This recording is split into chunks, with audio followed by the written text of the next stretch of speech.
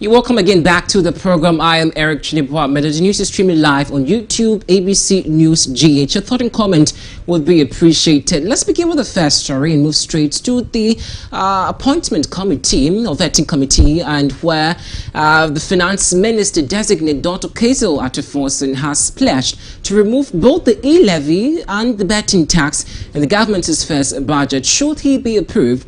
He also argued that both taxes hinder economic progress. Specifically, he pointed out that e-levy discourages digital transactions and obstructs the country's move towards a cashless economy.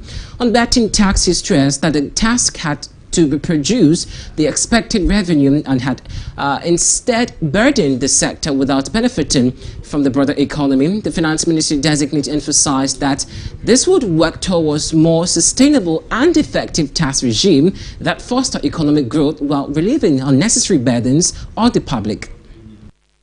Some of the taxes out there are not bringing in the revenue that it should. For example, the betting tax is bringing in less than 50 million Ghana cedis a year.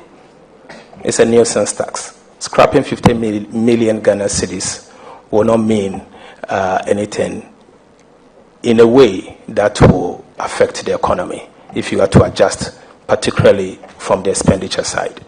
I mean, the noise with the betting tax and all does not comprehend the position of such a tax. And so I believe that scrapping such a tax will not necessarily affect the forward march of the Ghanaian economy. Mr. Chairman, my position on the e-levy is well known. I do not intend to run from it. I've written articles against the e-levy. I championed opposition against e-levy. I still stand by them. Mr. Chairman, the e-levy is neither a direct tax, indirect tax, or an excise tax. I don't know how to classify the e-levy as a tax practitioner. Mr. Chairman, it doesn't mean that I do not recognize that the e-levy brings in certain revenue. But the fact remains that the e-levy retards our progress towards a cash-light economy and the fintech. We need to abolish the e-levy. I have said, and I'm on record to have said, that given the opportunity to abolish the e-levy. I want to restate that position, that if approved as part of the first budget, I'll be privileged and I will announce that we will abolish the e-levy as part of our first budget, recognizing my earlier stance and the commitment that His Excellency the President Mahama, said that as part of our 120 days agenda, we will abolish the e-levy. We stand by that, and I can assure you the e-levy will go within the 120. And still in the vetting process, the Minister Designate for Finance, Dr. Kesil Atuforsen, has outlined his key priorities if confirmed. Now, during his vetting by the Appointment Committee of Parliament on January 13, Dr. Forsen expressed his ambition to be remembered as a minister who successfully reduced the price of goods and services while sustainably stabilizing the economy. He also sought divine assistance in achieving his goals, which includes turning the economy around and creating jobs.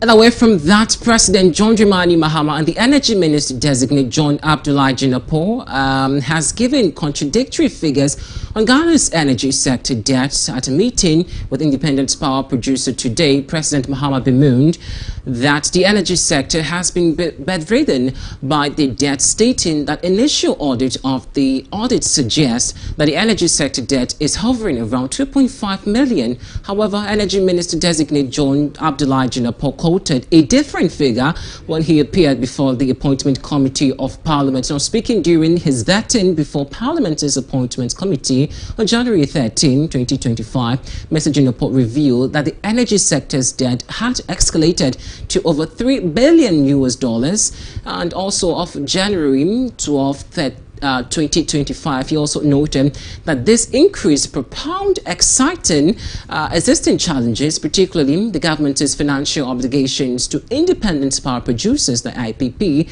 which stood at $1.2 billion as of October 2024. He further pointed out that Mahama administration had left an energy sector debt of $2.1 billion as of August 31, 2017, underscoring the need for a robust financial management to address the growing liabilities. Levy. But after we passed it, we left office in December and a new government came in. And they had other ideas and other ways of trying to do things. But unfortunately, one of the outcomes was that ESLA was not used for its intended purpose. And the revenues of ESLA were mismanaged.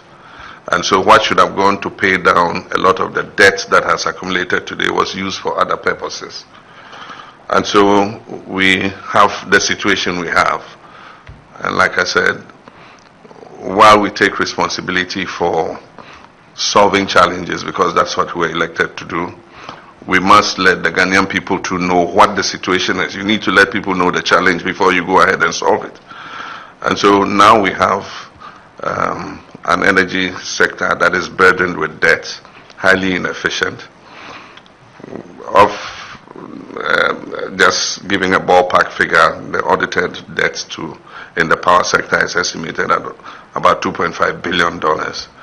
And if you take $2.5 billion and imagine that we're in an IMF program bailout for $3 billion, if you're trying to achieve macroeconomic stability with a bailout of $3 billion, and you have a power sector debt of $2.5 billion that you have not yet come up with any strategy for dealing with, then you can be sure that it can wreck any fiscal consolidation that you achieve under the IMF program.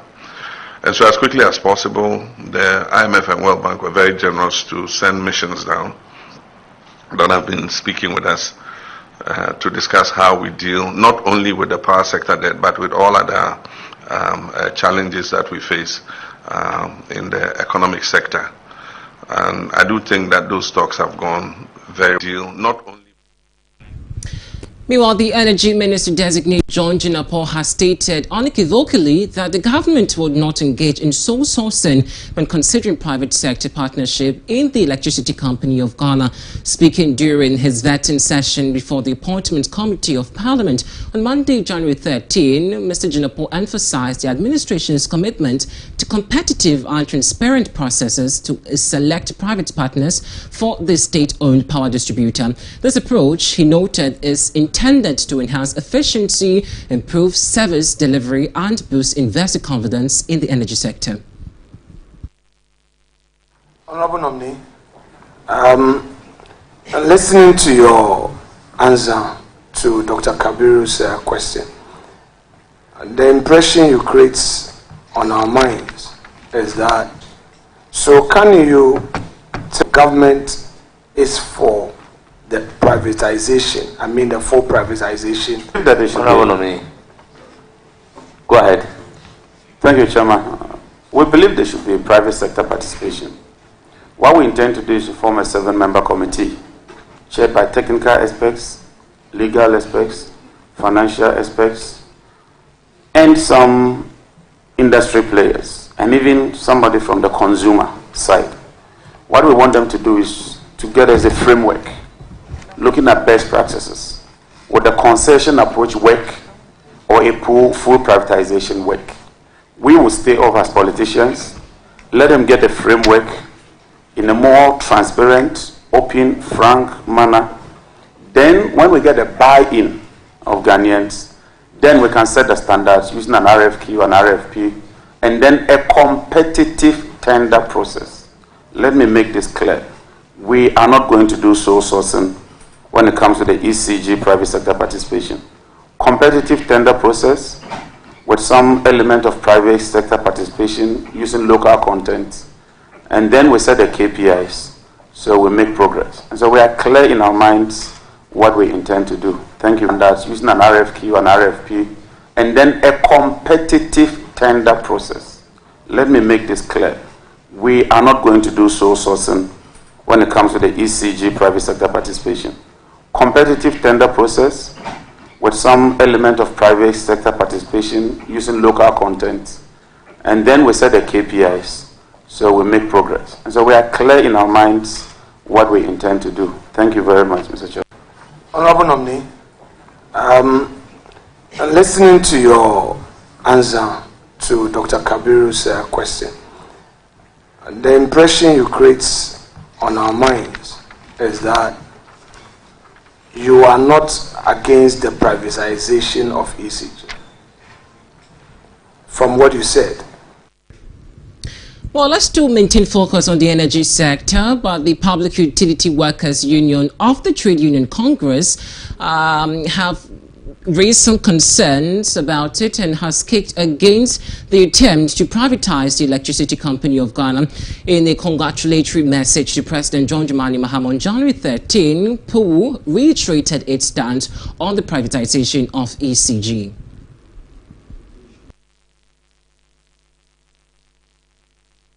Joining us on the line is the Executive Director of IES, Nana Amoisim. Nana, good evening and thanks for your time. Good evening, please, and good evening to your listeners. Well, Nana, I know that for you, you have championed the privatization of the Electricity Company of Ghana. But clearly, first of all, if you listen to what the minister is saying about outsourcing, first of all, let me just pick your initial thought on the conversations that has happened in terms of privatizing the Electricity Company of Ghana. Perhaps to touch more onto the conversations about the appointment committee today when the minister designate appeared before the committee. I lost you a bit there. The question again. Yeah, I was asking that privatizing the I nearly said electoral commission. I mean, I was trying to say that privatizing the Electricity Company of Ghana, according to you, I mean, you on record to have said that this could be the solution. But looking at the conversation that has been greeted with this, some not so sure if this would be the best solution. But in your perspective, how do you revere this conversation? And maybe we can also switch to the conversation about the minister designate who appeared before the Parliament Appointments Committee later after I get your submission on the privatization of the Electricity Company of Ghana. Well, I think as you stated rightly, our position has not changed with respect to having a private participant in the affairs of the ECG, particularly with the billing arrangement and invoicing. Revenue collection has been a big challenge for the country. Today, PRC will sometimes tell you that in some months, the ECG is unable to collect close to 50% of the expected revenue. This is challenging, and this really doesn't augur well for the industry. We are equally aware that the distribution grid itself needs some form of investment to ensure that it is resilient and it's robust to withstand any shock that may be. And so our position has not changed. We have taken the position because we believe that the private sector brings in some form of funding if the arrangement is made, and also some level of efficiency, which we've been battling with over the years. Coming to the nominee, it was clear that he has never been against the private partnership in the ECG, just that it is the arrangement that was made the last time, the form it took with respect to the ECG and PDS that it was against. But I think that our position still stands, and we believe that privatization or involvement is key to resolving some of the challenges we have in the distribution segments.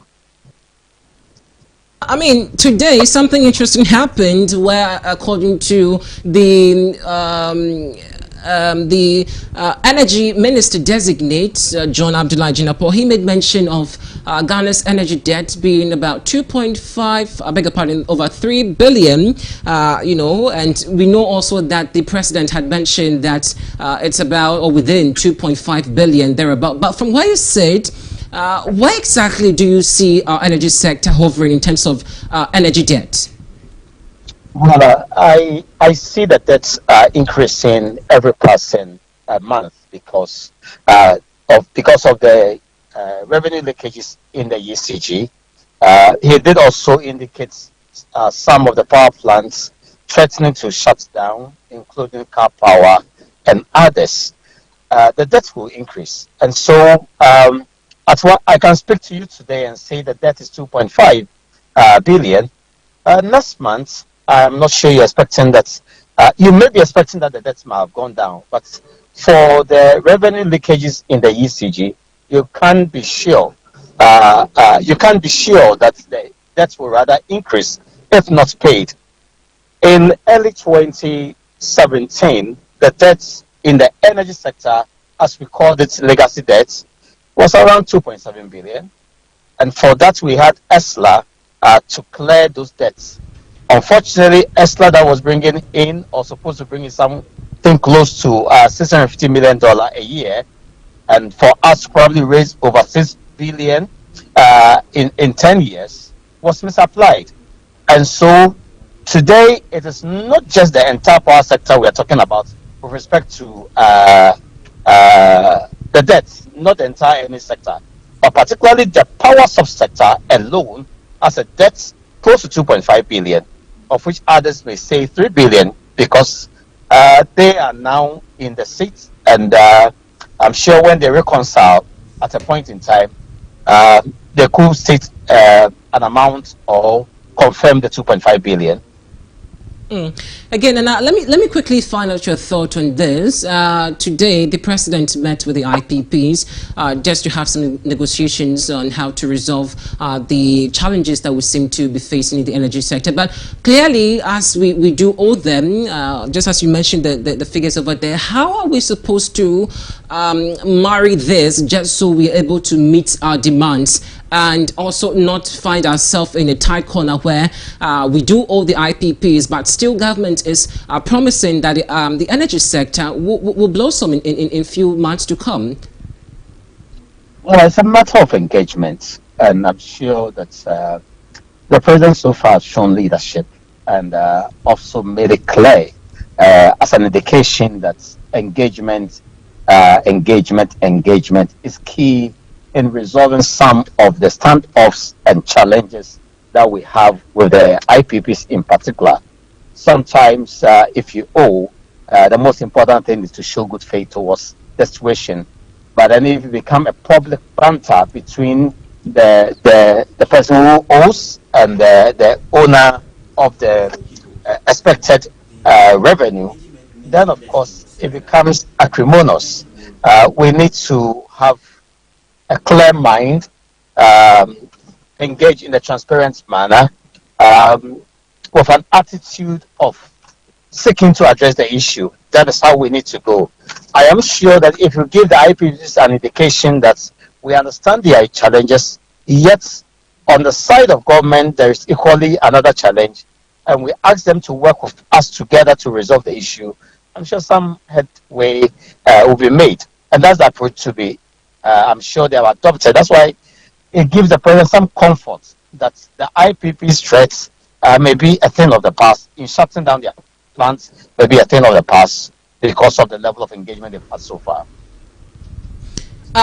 Again, maybe before you go, the conversation about having to not privatize Bui Power and also VRA, a lot of people have raised concerns about it, saying that definitely they are also incurring some losses in that sector. However, the government of the day is only thinking about privatizing ECG. Would you say the government should also consider privatizing Bui Power and perhaps VRA, just so the losses that are incurred could also be managed properly?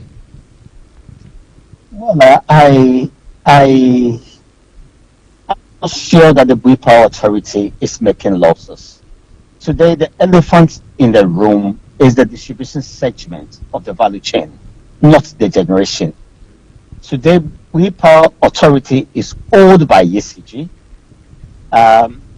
VRA is owned by ECG. And so let's first address the inefficiencies, the incompetence in the segment of distribution, then we can discuss the other. But for us, where we sit, we believe that the first angle we need to look at is the ECG, and not BUI, and not VRA, and not any other company now. We also need to have some form of comfort as a country that we have not loaded or offloaded all our energy security to private hands. Not at all. Let's rather focus on the ECG, the elephant in the room. Now, we do appreciate that you could speak with us this evening. Thanks for having me. Nana Morsi II is the executive director of IES, having a conversation with him on the energy sector. And we'll give you some more details on that. You're also reminded that we will cross over live again to the vetting committee, where there seem to be some interesting happenings going on. But away from that, still in the energy sector, the Public Utility Workers Union of Trade Union Congress has kicked against the attempt to privatize the Electricity Company of Ghana. In a congratulatory message to the President, His Excellency John Dramani Mahama, on Monday, January 13, PUU reiterated its stance on the privatization of ECG.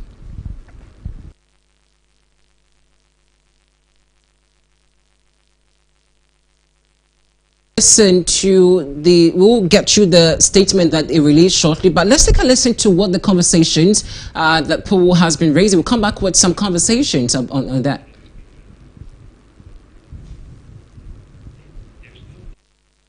Right, so as we try to get some of the conversations getting on your screens, we have been joined by General Secretary of PUU, Timothy Nyame, for a conversation. Timothy, good evening, and thanks for your time. Good evening, my brother. What really is your concern with the privatization of ECG? Thank you very much, my brother. You can see that the press release was to congratulate His Excellency the President of the Republic of Ghana, His Excellency President John Dramani Mahama. But during our process of congratulation, we just reminded him of various interest groups that are in the power sector, of whom we are just trying to ask him to take a serious view of the processes in the power sector management, so that nobody will be given a raw deal when it comes to the power distributor, the ECG. That's the main reason. So we congratulate His Excellency, welcoming him as our President of the nation, after getting overwhelming endorsement by the people of Ghana. You also talk about the fact that privatizing the Electricity Company of Ghana could have some dire consequences and the potential impacts, such as also job losses and all of that. Walk us through some of the conversations or the main issues that PUU has with this conversation of privatizing ECG. Okay, so if you can go through what I stated earlier, one of the paragraphs we say we can vividly recall the engagement we had with the previous NDC administration regarding the issue of power distribution, right, and we also reaffirm our position when it comes to privatization of ECG. We are only asking the government to tread cautiously because of the various interest groups, so that we don't just do over privatization for the sake of privatization. But we want to believe that when the entity is left in the hands of Ghanaians, they better stand a chance, a better position of managing it, rather than this selling or diversifying it to a private individual whose main motive will be for profit. That's all that we are trying to remind His Excellency and the powers that be when it comes to the energy sector. Before I let you go, as a union, how are you trying to engage the various stakeholders, just so they can also understand the worries or concerns that you have raised? Yes, as we be aware, the union, in most instances, various stakeholders engage the union in the way forward, because as I said earlier on, the union has is alternative privatization, alternative agreement or alternative that we have for privatizing state-owned enterprises. To the extent that we want the involvement of all Ghanaian or stakeholders in the running of the entity, so that nobody, no single individual can hold the entity or the state enterprise, for that matter, ECG, to ransom in terms of power distribution. So we have also prepared modalities and ready to engage government when it comes to the modalities for privatizing ECG. Right? And I know it will be beneficial for the citizens of Ghana and other interested parties.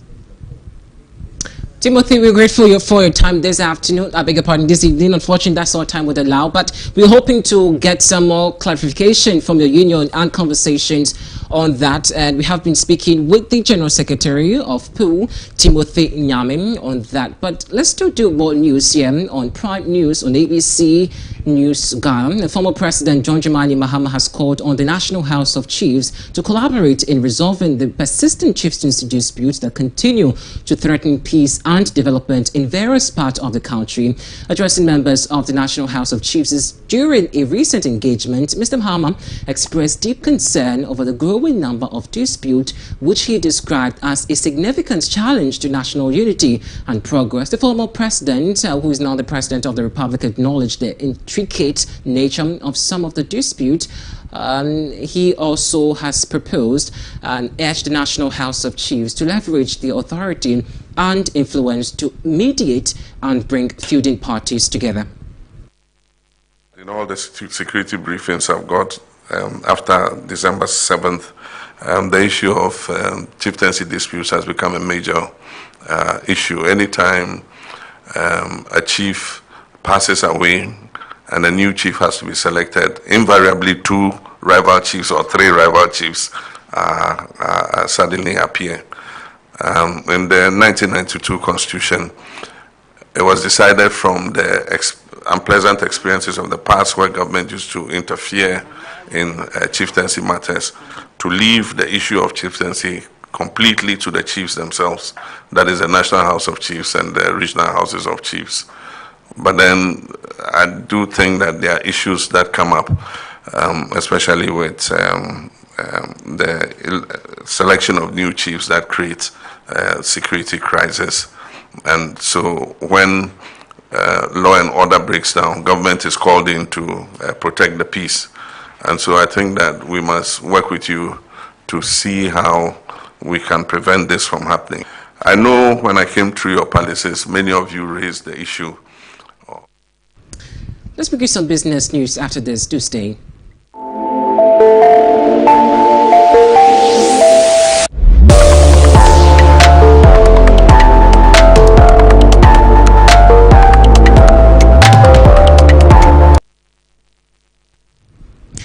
And in business, Finance Minister designate Dr. Kayode Forson has confirmed that the National Democratic Congress NDC-led government will introduce road tolls in Ghana in line with the party's 2024 manifesto. Speaking during his vetting session before the Appointment Committee on Parliament on Monday, January 13, Mr. Forson said that the NDC remains committed to its promise to bringing back the road tolls, a policy which was removed by the previous government led by former President Nana Addo Dankwa Akufo-Addo. Road tolls were first introduced in Ghana in the early 1990s as a means of generating revenue for the construction and maintenance of roads across the country. However, in 2021, the Akufo-Addo-led administration made the decision to abolish road tolls as part of the budget for the year, stating that the road tolls had become inefficient and costly to collect, and that the revenue generated was minimum in comparison to the expense involved in running of the toll system. The previous government indeed removed the road toll, but getting to the end, they signaled that road toll is coming back. Mr. Chairman, they submitted to Parliament, it was not late, a concession agreement with a company to reintroduce the road tolls. I have a copy. Mr. Chairman, the NDC indicated from day one that the road toll will come back. We are not running away from it. In fact, the Honorable Haruna Idrisu, at the time, the minority leader, said that the NDC promises to bring back the road toll. The Hansard will bear us out. We have not run away from that fact. So, I can assure you, we are a party that sticks to our promises. And whatever we have promised to do, we'll do just that. If the road toll is a way to raise revenue, we'll raise the revenue. And the road toll, if you use the road, you have to pay a toll. And it's all over the world. Ghana won't be the first country, won't be the last one. We're back with international updates. You stay.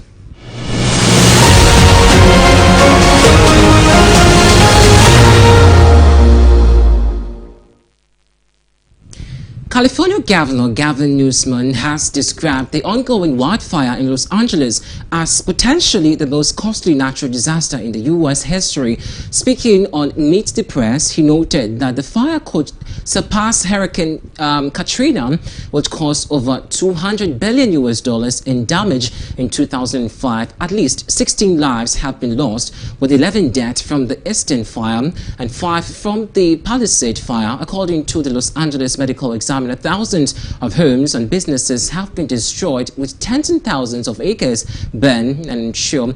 Now, while the LA County fires are among the most expensive wildfire, they have been behind disasters like Hurricane Katrina, which resulted in over 1,800 deaths. In your opinion, is this or will it be the worst natural disaster in the history of the United States? I think it will be in terms of just the costs associated with it. In terms of the scale and scope, I'll only remind the folks in California, we had the Tubbs Fire, 5,600 houses were lost, and of course Camp Fire, we had 18,000 housing units lost, and 85 people that lost their lives. Currently, we're getting confirmation from the coroner, so we always have to be careful on the death toll, but it's in the 13 range, and I've got search.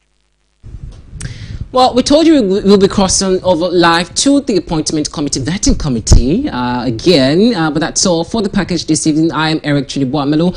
Catch us again tomorrow, but for now, let's cross over to the vetting committee, where we do have Minister Designate for Justice and Attorney General Honorable Dominic Ayine, which is happening right now with some more conversations. Conduct the legal due diligence so that we do the right thing by the law.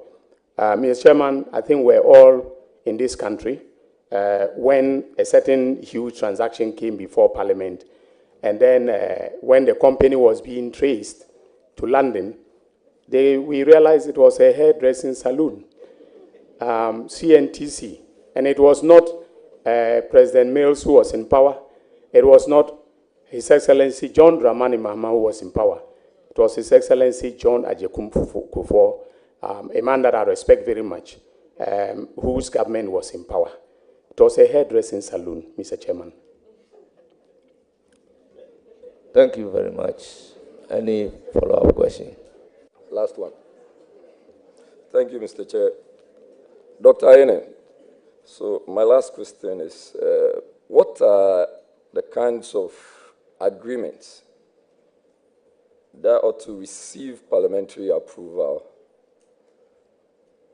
under Article 1815 of the 1992 Constitution? I'm surprised my former student is asking me this fundamental question.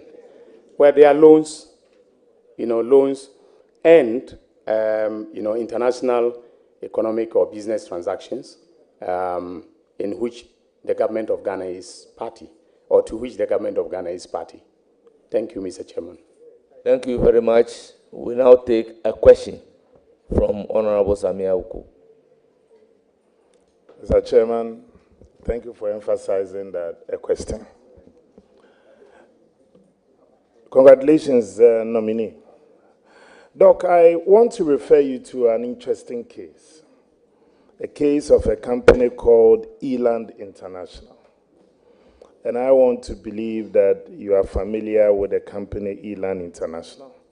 And in laying the foundation, just for a minute before my question, Elan International, sometime in our history, had a case and made a claim subsequently to the international arbitration, where, as we speak, since 2005, they only waited to file these arbitration claims of $320 million against the government and the state of Ghana.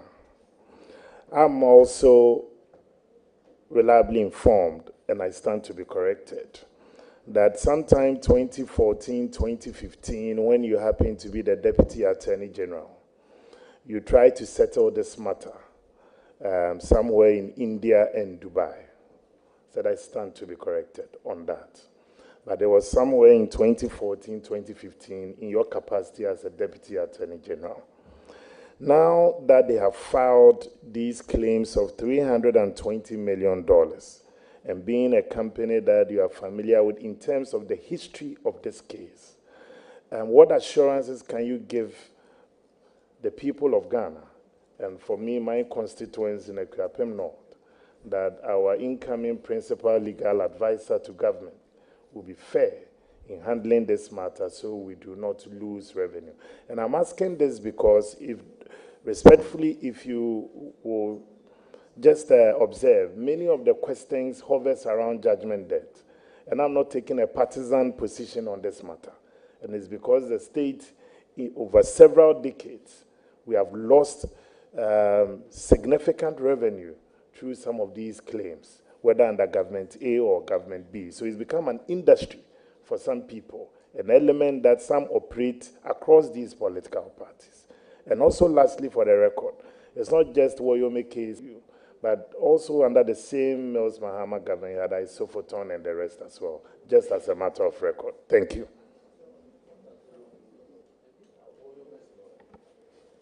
Thank you very much. May you proceed to answer. Thank you, Mr. Chairman. I want to put it on record that I have never served as counsel for Elan. Yes, I was involved in two aspects. One was the case, the famous promissory note case that was brought by Standard Bank Offshore Trust against NIB. And then I served as the lawyer for NIB. As the first defendant, Elan was the second defendant, but had a completely separate legal representation. So I've never served as their lawyer, so I'm not conflicted in any way.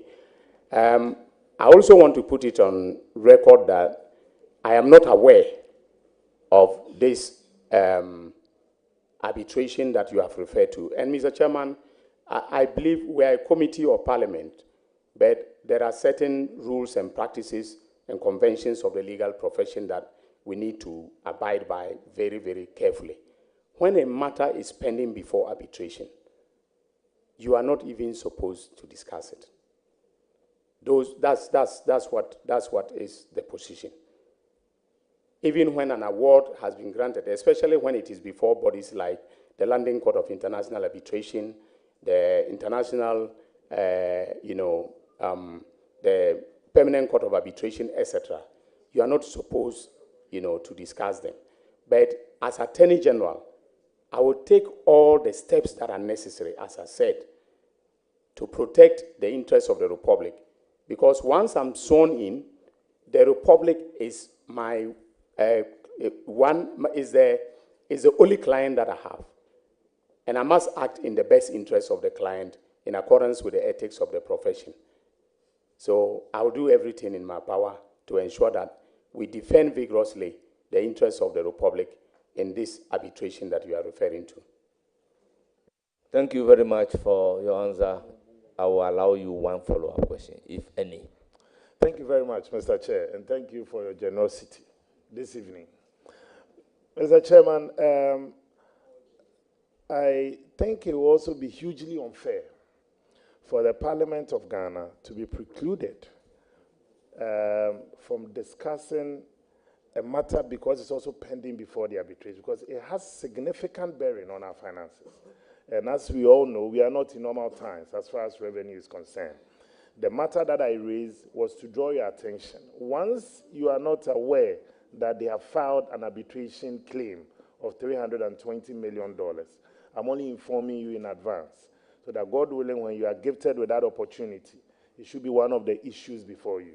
Because once they have made that claim, it is clear that they are taking steps to extract that from our very dry pocket as well. Thank you. Samuel, is that matter still pending?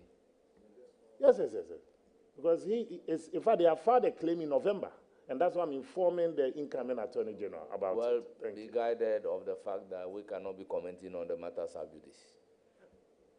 I take you from the chair. Thank you very much. It's done the last question. No, it was not really a question. You are just seeking the indulgence of the nominee. Is that not so? Exactly. Then I came in to say that, is that matter pending a judicial decision? We cannot be seen to be commenting on the matter sub judice, and you take a cue from it. Is that not so?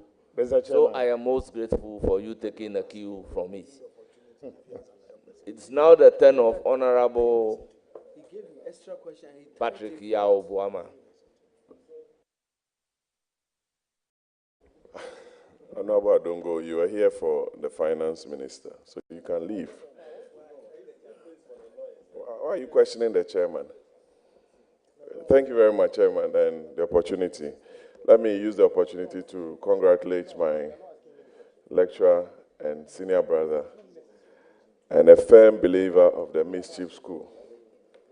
And I'm sure Professor Kumadu will be very happy to see you in the chair. Congratulations, Doc. Doc, we've been talking about aura, special prosecutor, and what have you. People want to find a very quick way in administering criminal trials in this country. The immediate past Attorney General came to the floor, introduced an amendment to Act 30. It went through first reading, second reading, and consideration stage. But it could not see the light of day because we could not take it through the clause by clause and also the third reading. Would you consider reintroducing the bill to enable your office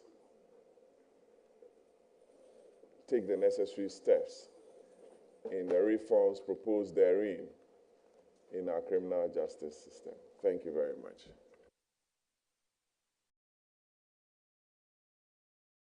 Yes, Mr. Chairman, thank you. If the honorable member is seeking to know from me whether in terms of the scope and substantive content of that bill, it will be introduced as it was, my answer is no. The reason is because I disagree fundamentally with some of its logic. For instance, the whole idea that preliminary applications are being used to delay and stymie the conclusion of trials, I disagree with fundamentally. I think that lawyers should be allowed, if there are technical issues that judges have overlooked, they should bring applications, as many applications as they can. It is incumbent upon the judiciary to dispose of those in an expeditious manner so that the substantive trial can proceed. To bring statute, to basically try to constrain lawyers, from filing preliminary applications. Some of them are, fundamental in terms of seeking to do right by the law and procedure under Act 29 and Act 30. So I disagree fundamentally with it. I will take a critical look at it. I took part in the consideration, but I had fundamental issues with it. I'll take a look at it and see if it should be ever tabled at all, or that the status quo ante remains. Thank you very much. Your submission is in tandem with the views of the Constitutional Legal Committee at the material moment. Why should we be in a hurry to convict people? I think anybody accused should be given all the opportunities to defend himself. Yeah, Chairman, you and Honorable Ayimedu were very key on this bill. Let me go ahead and ask my question. I'm very satisfied with his answer. Honorable nominee, your office, your former office, and I believe, God willing, this House will approve your nomination to be AG.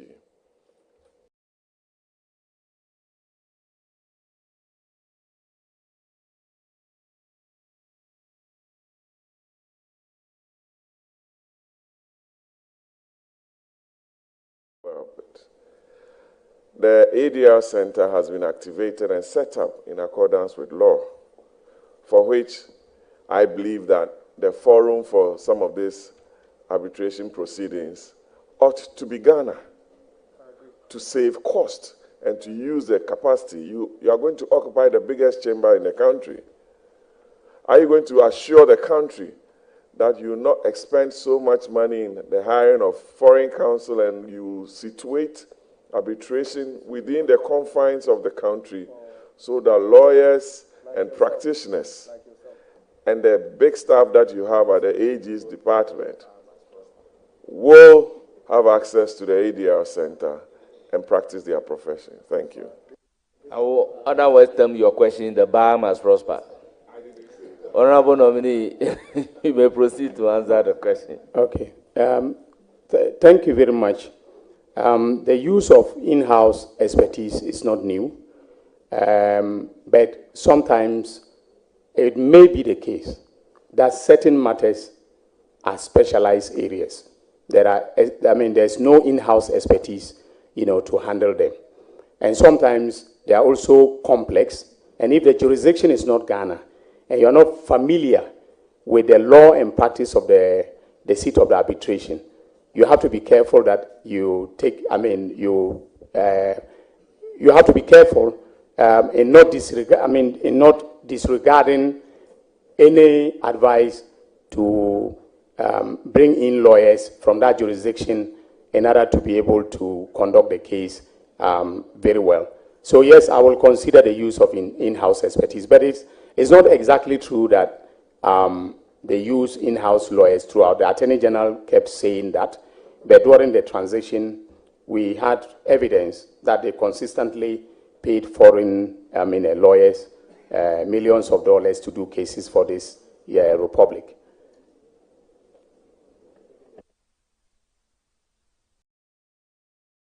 Honorable Boma, you have a chance to answer. It's a very important question, and I want to elicit the views of my respected senior on the jurisdiction of the Supreme Court. Very wide. I ask this question every year, and I want to hear from my senior. You know the jurisdiction of the Supreme Court is very wide. From appellate, you know everything. I need not go over it. Do you think the current composition of the Supreme Court ought to be augmented with some new appointments? And what do you think must be the ceiling, given the fact that some people don't even understand the workings of the courts? And do you think they have the capacity, as we sit here now, to adjudicate on all the matters pending before them, from chieftaincy to appellate to whatever, a lot of them, about 7 of the jurisdiction? Honorable Boma, if you said some people, who are those people? Not every person understands that the Supreme Court handles a lot of matters apart from what they perceive to be only political or constitutional matters. Some may be appellate matters. They have jurisdiction over chieftaincy matters originating from the House of Chiefs or the judicial councils, judicial review matters, and what have you, invoking the original jurisdiction of the court under Article 130. A lot more, about 7 or so. Election petition. And you have only 11 people handling all these matters. That's why I'm asking him. That's the gravamen of my question. Very, very well. Yes, Honorable Nominee. Yeah. Thank you very much.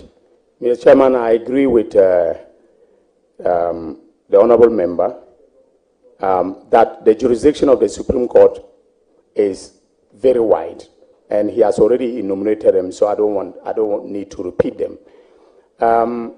But you can deal with the issue of the caseload in two ways, in two broad ways.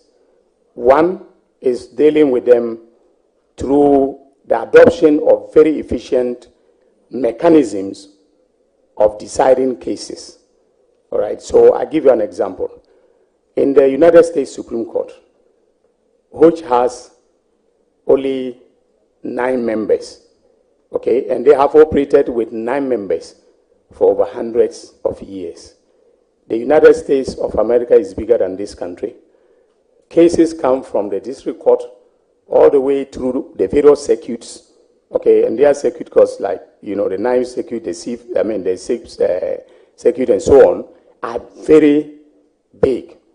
And sometimes, if there's a federal element in a state matter, it can emanate from a state Supreme Court to the United States Supreme Court, and yet they still have only 9. You know how they deal with the cases efficiently?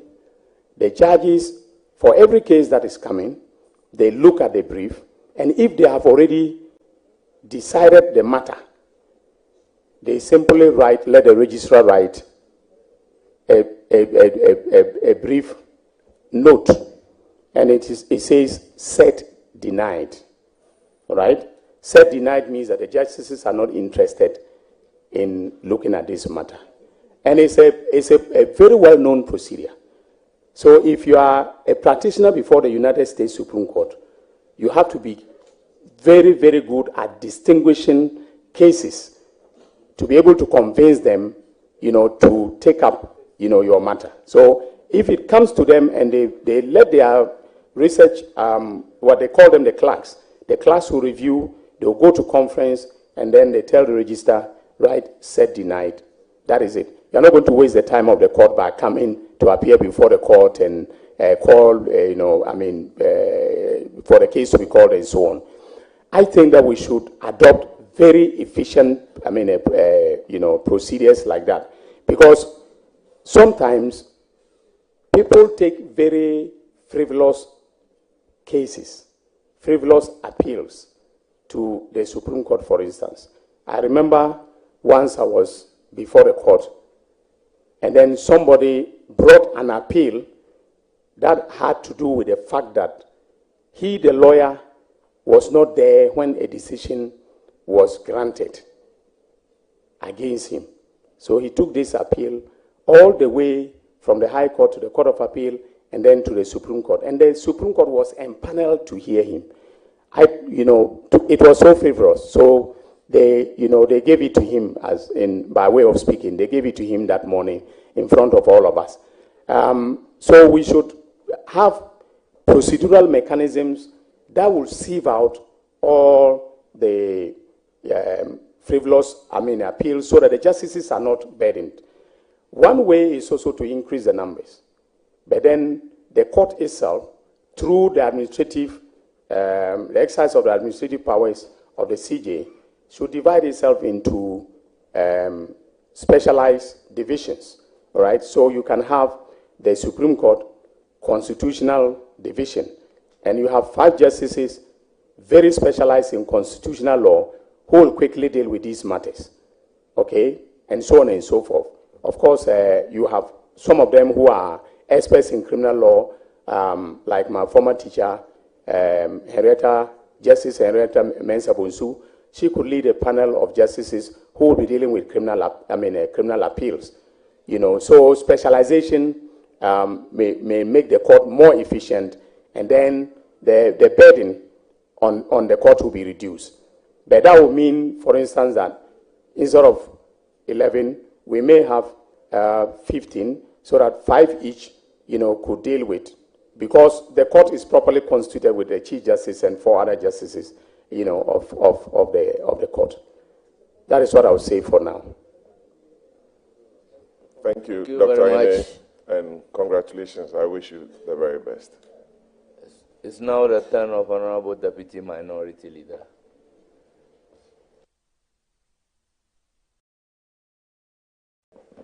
Thank you very much, Mr. Chair. I would like to congratulate the nominee. It's a very good associate of mine. We've been to several programs together, and I've listened to him, to his lectures, and I must say that I don't even have the locus to be asking any question, but something is very dear to my heart, and which I must pursue. I remember in the previous Mills Mahama NDC administration, in which you served as a Deputy Attorney General, the state lost a number of international arbitrations and local cases at huge cost of the state. An example is the Balkan arbitration, in which about 13.5 million was awarded against the state. My only question is, how are you going to avoid the occurrences of these situations? Thank you. Honorable nominee. Yeah, thank you very much. Mr. Chairman, I have previously answered this question, but I think I would indulge and then say maybe as closely as possible to the answer that I gave, which is that, we will do our best in the department to ensure that we negotiate well as far as the agreements are concerned. We do not take steps to abrogate when we know that the state will incur liability. We make sure that public officers, who are involved in in these transactions, do right by the law. So when we act right, we will win at the arbitration. It is the arbitrary termination or wrongful terminations, sometimes because the public officer that is engaged, in that conduct, that is a public officer issuing the letter of termination, does not or is not mindful of the financial liability that will accrue to the Republic as a result of his or her conduct. I think that we should begin to also punish, such people when they, misconduct themselves. That is all that I'll say for now. So when they know the legal consequences will be adverse, they will be careful not to arbitrarily terminate and then bring about judgment debt. Thank you very much. Any further questions? Yes, thank you very much. What would you do in your capacity as a Attorney General to continue the tradition of a zealous defense of the state's interest in international arbitrations? What specifically will you do? Yeah. Thank you. Any answer to the question? We definitely will be putting our best foot forward by getting lawyers, either local or international, that are knowledgeable, that are skillful, and that have integrity to represent the Republic and defend its interests, before these arbitral tribunals. Thank you very much. Thank you.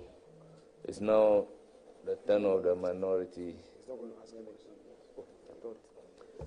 Professor Ine, congratulations. Your academic credentials and prowess is well known, but I know you as a man of fashion. And I've always admired you for that. And I'm sure that as Attorney General, I don't know whether your fashion will change, but congratulations. But I have one important question for you.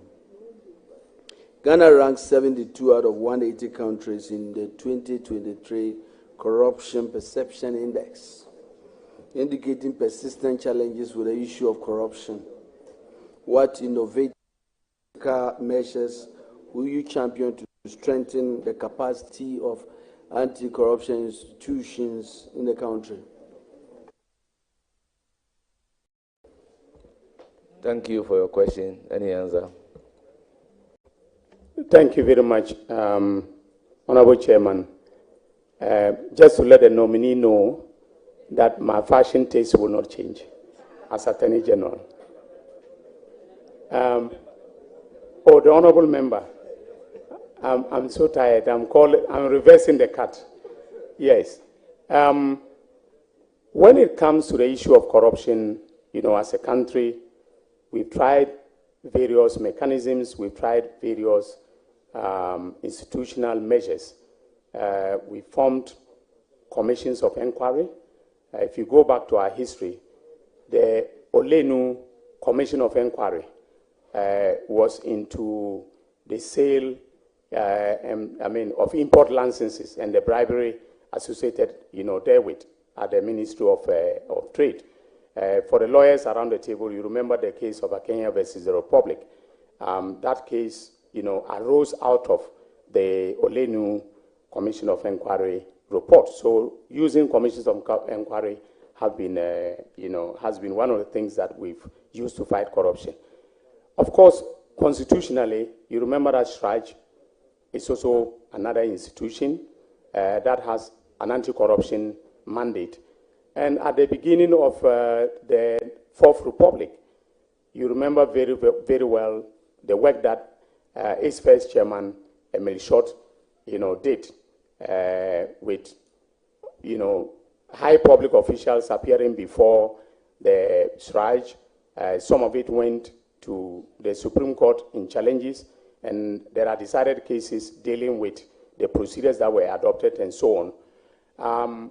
We've had, various other bodies that we've used and institutional measures that we've used to fight corruption. So, Mr. Chairman, there is no shortage of institutional measures, all right?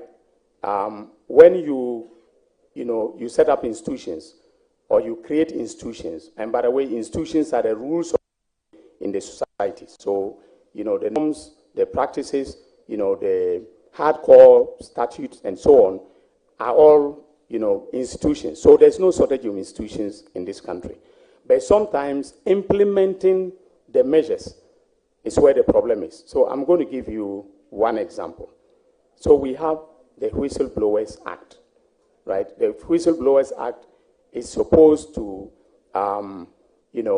give whistleblowers who may be near the action as far as corruption, bribery and corruption is concerned, to provide the requisite information to law enforcement agencies to take action. Okay, and when I was Deputy Attorney General, we had situations where a whistleblower, gave us information, and then we did the investigation, and eventually we recovered over $30 million Ghana cedis. That is the record that is not being talked about. We recovered over 30 million Ghana cedis, which was which was paid by those who were involved. But because of confidentiality reasons, I cannot mention those who was involved. So, for instance, the plan which I have discussed informally with His Excellency is for us to have a whistleblower agency in every district. And then to publicize the procedures, create a hotline where if there is wrongdoing that is happening, okay, we will, that hotline can it can be the regional chief, the chief state attorney, being called and, a report being made so that he can then, with the police and the other investigative bodies, investigate and then, ensure that the the wrongdoing which is being reported, the evidence of it is gathered, and so on. So in every district, we'll implement it and then have a hotline that can be used to report information about corruption. So the anti-corruption institutions, okay, should not be thin on the ground or centered in Accra and depriving ordinary people of the opportunity to report, acts of corruption. Well, of course, under the Whistleblowers Act, when you report and there's a recovery, you are entitled to 10%, a percentage. And I remember that in this case that I've cited, the whistleblower was actually paid. The Honorable Atachia, eventually, if you want to, cross-check what I'm saying, you can ask him. The Honorable Atachia represented the whistleblower in his pursuit of the 10%. We agreed to pay when MPP took over. There was some hanky-panky, and then the whistleblower had to go to court. So that is an incentive, for whistleblowers to report. So, Mr. Chairman, we need to operationalize and make sure that the anti-corruption institutions, the anti-corruption measures permeate all the way to the local level. That, during the revolution, of course, there were excesses, but during the revolution, the Honorable Cletus Avoka is here. Those days when we were young men in Bolga, they were the revolutionary lawyers. And of course, the reports, they caught many people, civil servants, public servants, engaged in bribery and embezzlement. And they were tried by the tribunals and in some cases by the courts. In some cases, they were sacked. I think that those radical measures need to be reintroduced. Thank you, Mr. Chairman. There are no further questions. Congratulations. Thank you very much. It's now the turn of Honorable Minority Leader.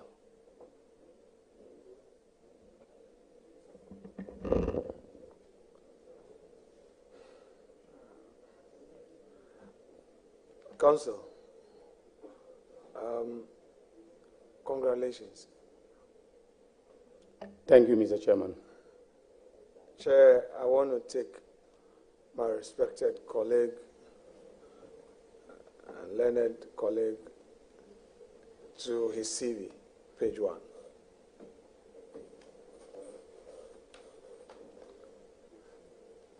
The page 1 of your CV has no biodata of you, so can you graciously provide us with your biodata?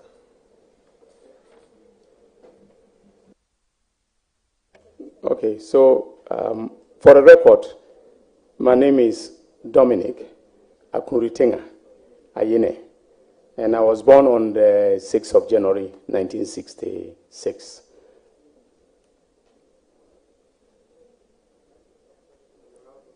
To Mr. Ayine Atenga and Madam Ateni. What's your address, please? Your residential address? My residential address is number 3 Kofi Annan Avenue, North Legon, Accra. Your postal address? P.O. Box LG 70, Legon, Accra. I still use my address, the address that I was using when I was a lecturer. It's allowed because I'm still associated with the University of Ghana. Now, have you paid all your taxes to date, or have you made an arrangement to meet those obligations to the state? Mr. Chairman, actually I have a credit of 470 cedis that the Republic owes me. In other words, I've overpaid. On my tax, clearance certificate, which I can present to the committee.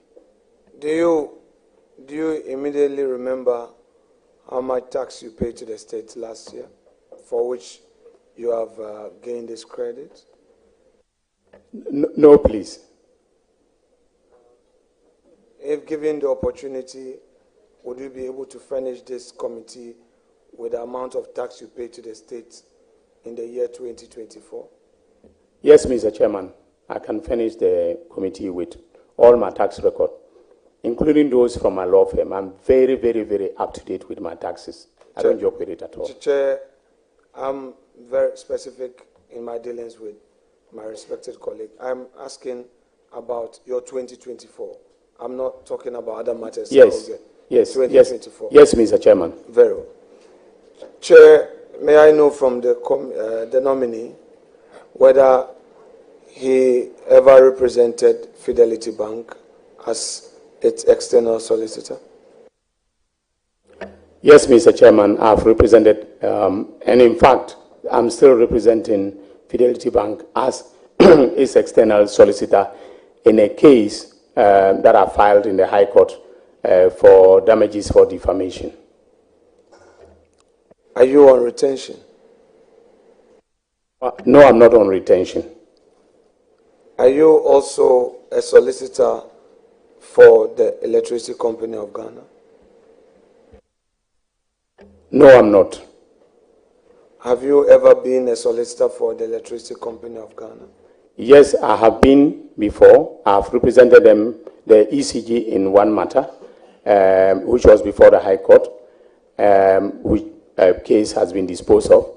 And then also, I was actually hired by an English law firm called Omnia LLP. You know, that was hired by ECG as their lawyers before the London Court of International Arbitration, and I was hired as the Ghanaian law expert, and I appeared before the tribunal on behalf of ECG. Very well. Was that case in respect of the PDS matter? Yes, please. Very well. Leonard, so how was the outcome, what was the outcome of the PDS trial? Mr. Chairman, let me make it clear. I was lawyer for ECG, that is Electricity Company of Ghana, not PDS. But a dispute was brought by PDS. I want to make it clear. I mean, I know why I'm saying... Chairman, so let's help ourselves with respect. So PDS sued the Electricity Company of Ghana. That is correct, Mr. Chairman. Right. So ECG then became a respondent in the matter. That is so, Mr. Chairman. Yes. So for the records, you were one of the attorneys for ECG. That is so, Mr. Chairman. Very well. So having landed on that point, I shall proceed to ask you, what was the outcome of the said arbitration of which you were counsel for ECG, please? Mr. Chairman, we are expecting the award in May. Everything that I was supposed to do as counsel has been done, except that my fees are outstanding. You mean part of your fees? You mean part of your fees is outstanding? Yes, part of my fees. Yes. So because you were paid some, and your later invoices are outstanding. That is true. That is so. Yes. Yes, but let me put it on record that I was on the side of the Republic. I want to put this on record, that I'm on the side of the Republic. The Republic is the sole shareholder of PDS, of ECG, and I sided with the Republic. I was invited by PDS to be their lawyers. I declined for ethical and political reasons. I want to put that on record. Chairman, I would want to plead with the nominee that much as it is his desire to provide additional information, I would plead with him to limit himself to my question, because I do not want to prolong matters. If you bring in other matters, then you would lead me into asking. So I want to make it as short as possible. Is that okay? That is okay, Mr. Chairman. Now, Honorable Nominee, can you tell this committee the period within which you acted as solicitor for for ECG? You mean in respect of the arbitration, the PDS? The arbitration has been going on for, Mr. Chairman, the arbitration has been going on for the last, I think, 1.5 years. Yes. Really? Yes. We are in 2025. That is so. Is it your case? It started way before 2024. Yes. So that's the clarification I wanted to provide. Were you hired in 2018? Now, in 2018, maybe, Mr. Chairman, he's confusing two matters.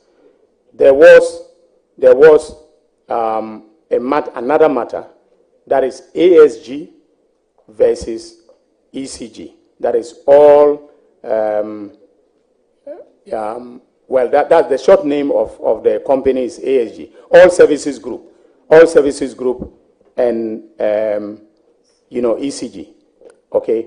So that arbitration was the first time that Omnia LLP requested my services, and then they hired me, and because I performed, to their satisfaction, in the second, the PDS matter, they came back for me.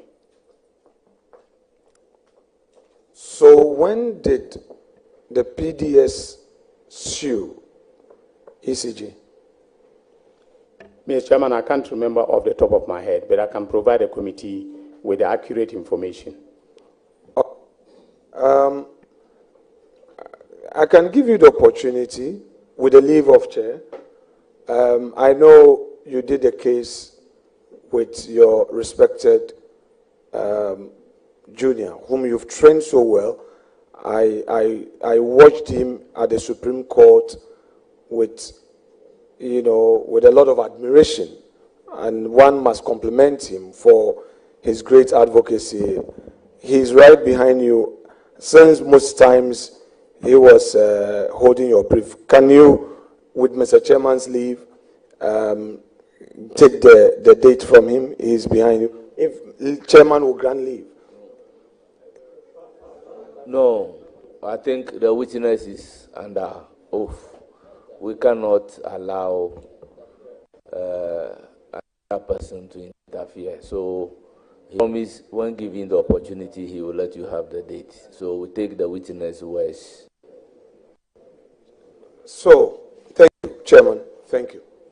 So, Ned, in taking up the case, Electricity Company of Ghana being their counsel, you believed in their case, didn't you? Very well, Mr. Chairman. I would never take a case. My juniors know that I won't take a case unless I believe in the merits of the case. And you believe that your client had done nothing untoward in its decisions leading to the termination of its contract with PDS? Mr. Chairman, the witness really provided the answer that he will never take a case unless he believed in. And additionally, we are still expecting the award. So I wouldn't be permitted ethically to start discussing the merits of the case. Chairman, you and I are practitioners, and you know I will respect those barriers. I'm not going to ask you to narrate to us those details of the case. All I want to ask you is that you believed in the merit of your client's case, to the effect that, in your view, your client had not done anything wrong in the handling of its contract. That is correct. That is correct, Mr. Chairman. Thank you. Hold on, nominee. Honorable member, by the indication from the nominee, the case is pending award. Is that not so? So that is so, Mr. Chairman. So it is a matter under determination, and by law, can we be going into the merit of that particular matter, whether you believe or you don't believe in it, since it is pending a judicial determination? Chairman, I appreciate your intervention. I would humbly plead with you one more time to allow me to flow. I would not cross the barrier, and I believe that you've heard me loud and clear. Now, Honorable Nominee, and let me say to you that though we have political differences, I respect you for your stance in a lot of matters of national discourse. And without prejudice to any member of the majority caucus or any member of the NDC, you know that you are the only person who has a picture with me, and that picture is in my office. It's there on a purpose. You know that. So I laid that foundation to ask you this other question that is coming up. You took this case with ECG, well aware of the politics of the country at the time, weren't you? That is so, Mr. Chairman. I operate within the political, legal context of this country, and I'm always aware of the political dynamics, and I consult widely before I do what I do. So the point I want to make is that you were aware that where you stood in the political space, you were against the tide in taking up the ECG case. I didn't think of any tide. I thought about the interests of the state of Ghana. I agree. And that is why I'm celebrating you for that which you did. That politically, the tide was against the government of the day. But here you were, because of your professional stature. And I was happy you made reference to a third-party legal firm that actually spotted you and pulled you out of the lot to be the representation, the attorney for ECG. So that's what the point I want to make, that politically the tide was against you. Would you agree? I was not conscious of any tide. I wasn't swimming against any tide. I just took a professional decision to agree to serve as counsel in this matter. And the ECG is owned by the Republic, owned by the state. It's a limited liability company with its own board of directors and so on.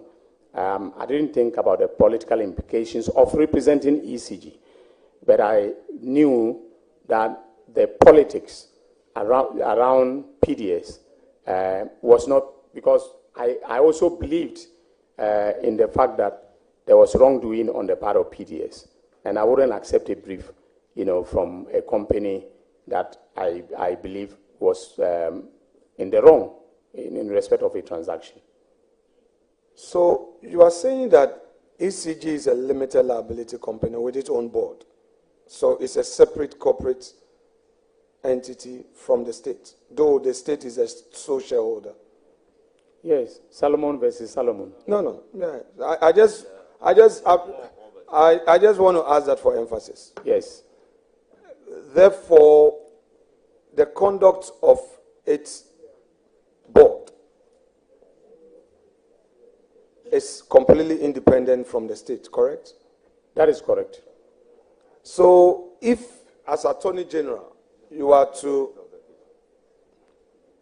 to advise the state in a situation where the minister, the sector minister, wants to, through a public statement, dissolve the board, would you find that to be appropriate?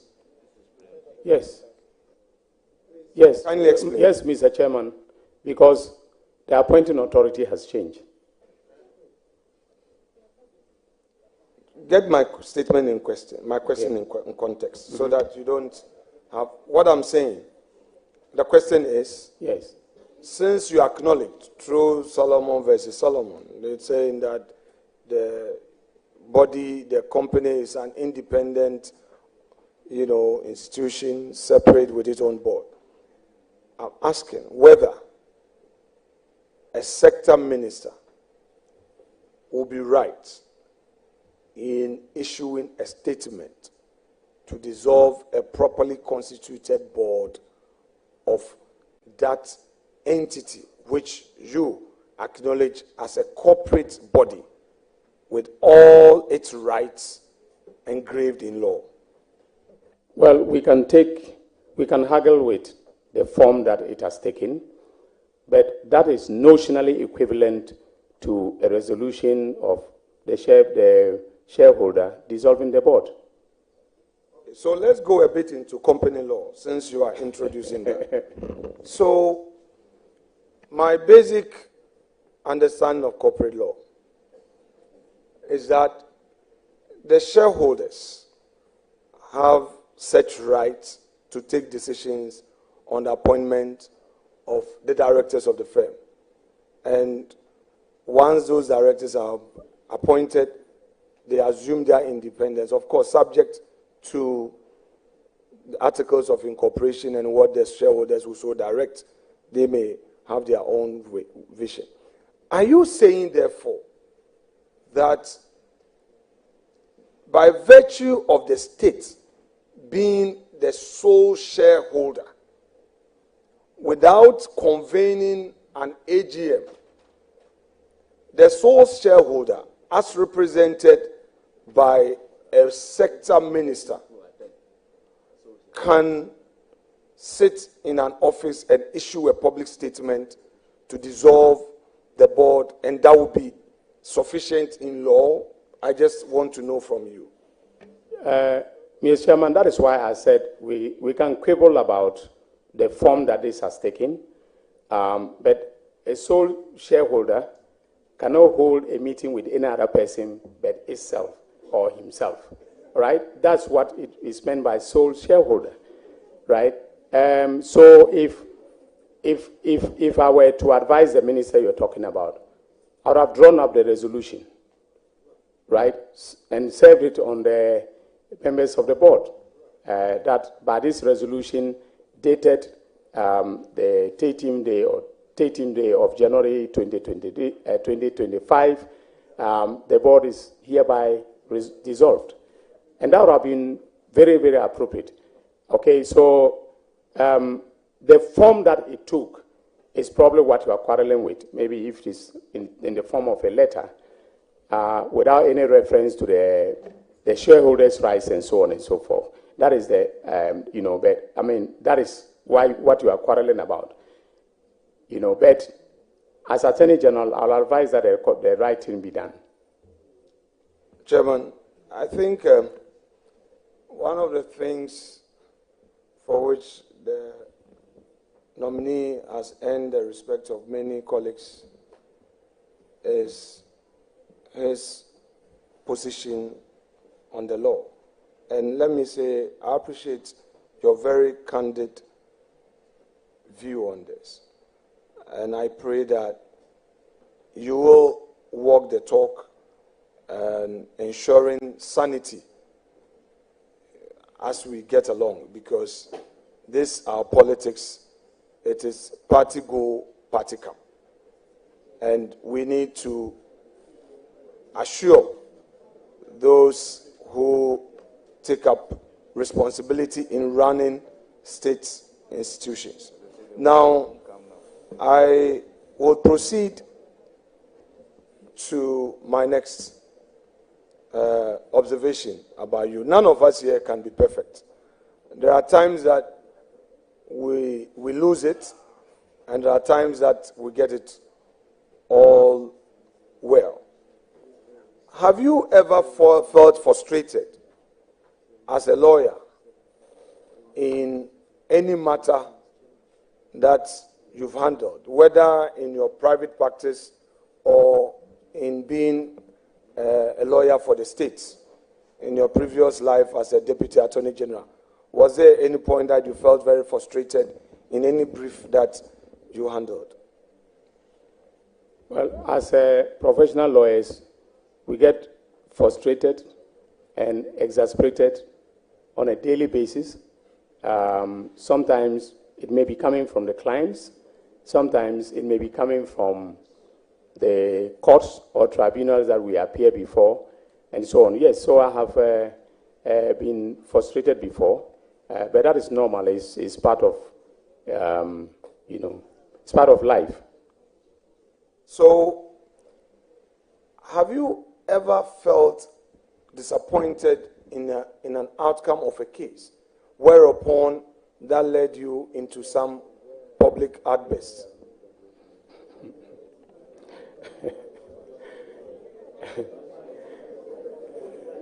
Mr. Chairman,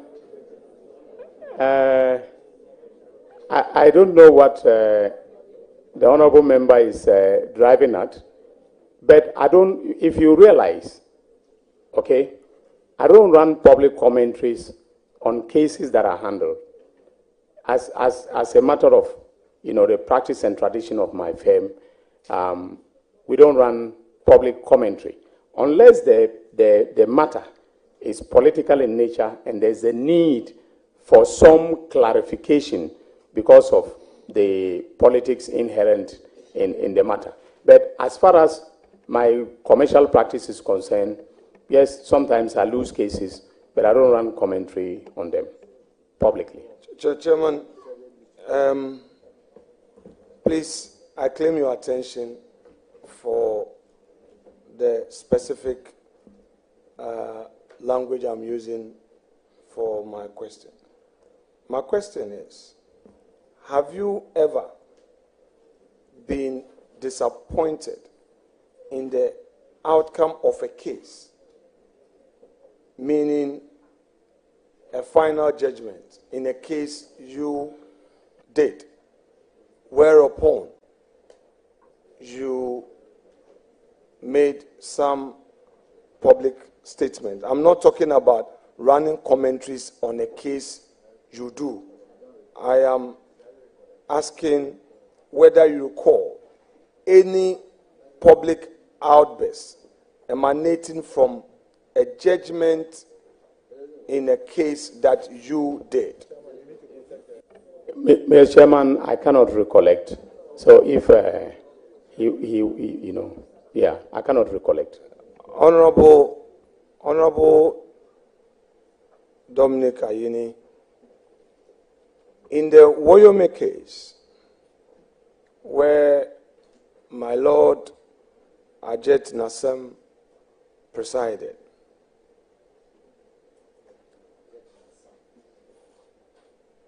you, the media, reported you to have said, that is the submission of no case, where the judge ruled in favor of Mr. Woyome. In other words, his application that there was no case to answer was upheld, and your opposition to that application was rejected by the court. The media reported you to have said that the judge had made up his mind even before the case. If that report by the media is correct, on hindsight, do you think that you were right? Well, Honorable Minority Leader, the witness indicated clearly that he doesn't run commentary. He cannot remember. But you keep on asking about. So the witness will want to answer. Proceed and answer. Mr. Chairman. Council, hold on a second. Chairman, I I've used the word plead with you for the umpteenth time. Chairman, please, stop it. Some of our colleagues are expecting a certain level of conduct from us. I beg of you, let him proceed. Let him proceed, please. Let him proceed. Mr. Chairman, thank you very much. I think context is very important.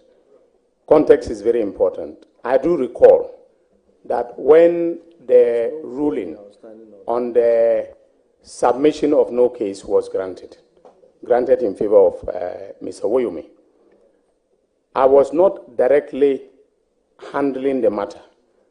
I was actually supervising the current DPP and a team of lawyers to handle the matter. But then the judge, in his ruling, took a swipe at the Attorney General. That is my boss. He took a swipe at the Attorney General because this was a case between the Republic and Mr. Woyomi. So he took a swipe at the Attorney General. We read the ruling in chambers. We wanted to ignore it, but then lawyers were called who were then running adverse commentary against us in the matter. And so we took a decision in chambers that we needed to respond and to explain. And, Mr. Chairman, there's a lot that I know about a judge that you don't know. So don't open a Pandora's box. Chairman. Thank you very much. Chairman. Of course, I recall former U.S. Defense Secretary Donald Rumsfeld come out with this saying that there are known unknowns and there are unknown knowns. I'm sure that is the area you're trying to venture into. However, the unknown knowns which you want to refer to are not a matter that the public became aware of because you did not want to put the unknown knowns out there. That is why you didn't put it out there. I am only interested in the fact that the ones that you decided to put out there, and that is where I seek to ask you a question on. You've explained that it was in context, and I think that's fair enough. I wouldn't belabor. But let's also move to another point. The Supreme Court. There came a time where the Supreme Court made certain pronouncements, which I'm sure you were not too pleased with said pronouncement, and that resulted in some comments by you, and the Supreme Court was not happy. And eventually, the gentleman in you, as we all know, you conceded and put matters to a peaceful rest. What have you to say to young practitioners who will be dissatisfied with Superior Court decisions, given your own experience in what happened? Mr. Chairman, thank you very much for the question. Once I am approved and sworn in, I will be the leader of the bar. And I'll set a very good example. I think even in private practice, you would admit that I am an example. I've never been engaged in any unethical conduct in my practice. So I will lead by example, and that will be from day one. So I wouldn't encourage any young lawyer to, out of frustration, take the judiciary to the cleaners. Because remember that I am not only Attorney General, Principal Legal Advisor to the President, but I'm also the Minister of Justice. I will be the Minister of Justice meaning that the justice sector will be under my ministry. That will be the principal, apart from the Attorney General's department, to be the principal sector in terms of policy and in terms of law that I will be superintending. And so I would want to have, a very good relationship with the judiciary, a good and respectful relationship with the judiciary.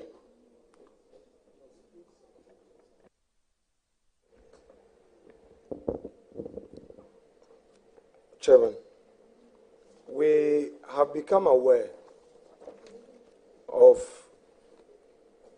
an executive instrument dated the 9th of January 2025. And this executive instrument takes its strength from Section 11.3 of PNDC Law 327. It lists a number of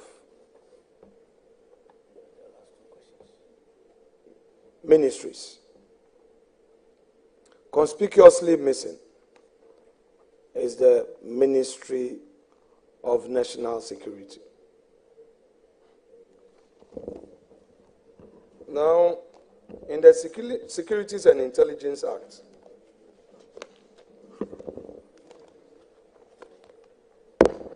there is a provision for the creation of the Ministry of National Security. Going in as the Attorney General, would you advise the President to amend this EI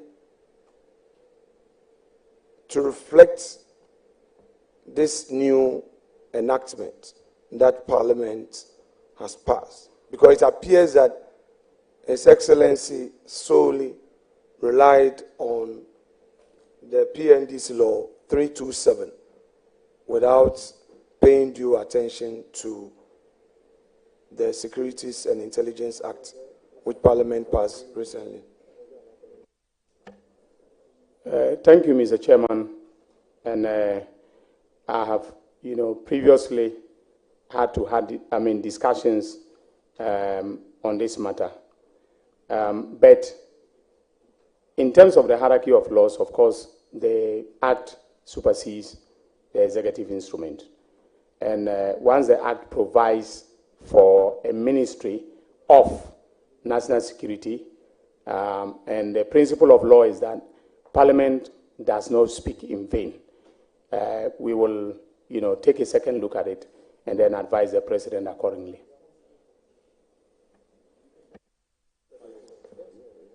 Thank you very much. Honorable colleague. And you have a long way to go, Honorable Leader. Chairman, kindly stop this act. I'm just asking. Chairman, kindly stop this act.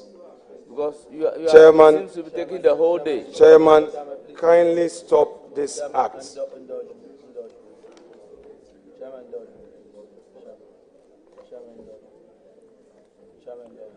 Well, honorable members, I think there should be a ceiling on a number of questions that the leadership is also supposed to ask, so that we don't go to town. We go straight to the point.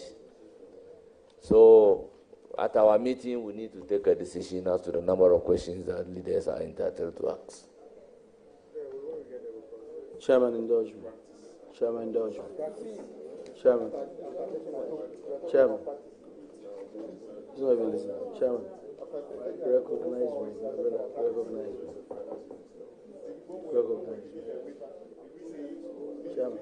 Chairman. Listen to you. Huh?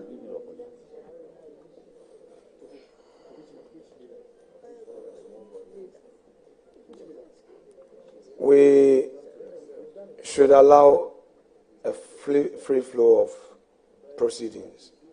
Okay? I beg of you. Honorable nominee.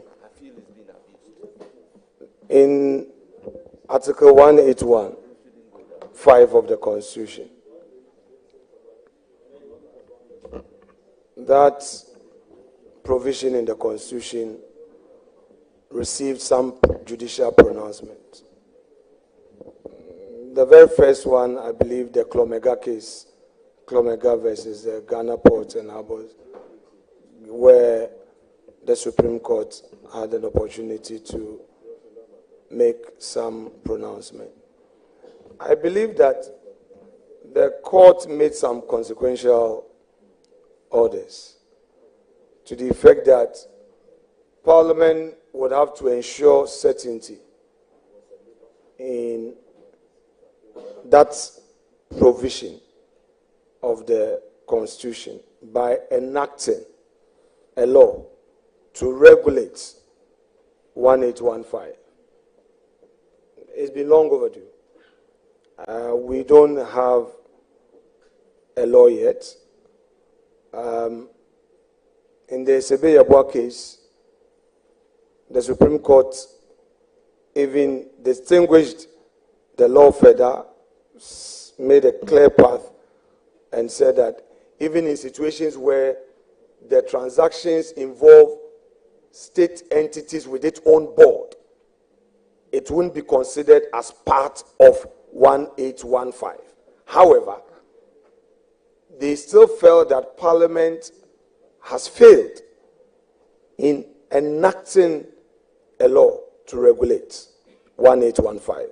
Now you have the opportunity. Can you assure the country that he has the opportunity, or is going to have the opportunity? Or if he gets the opportunity? Yeah.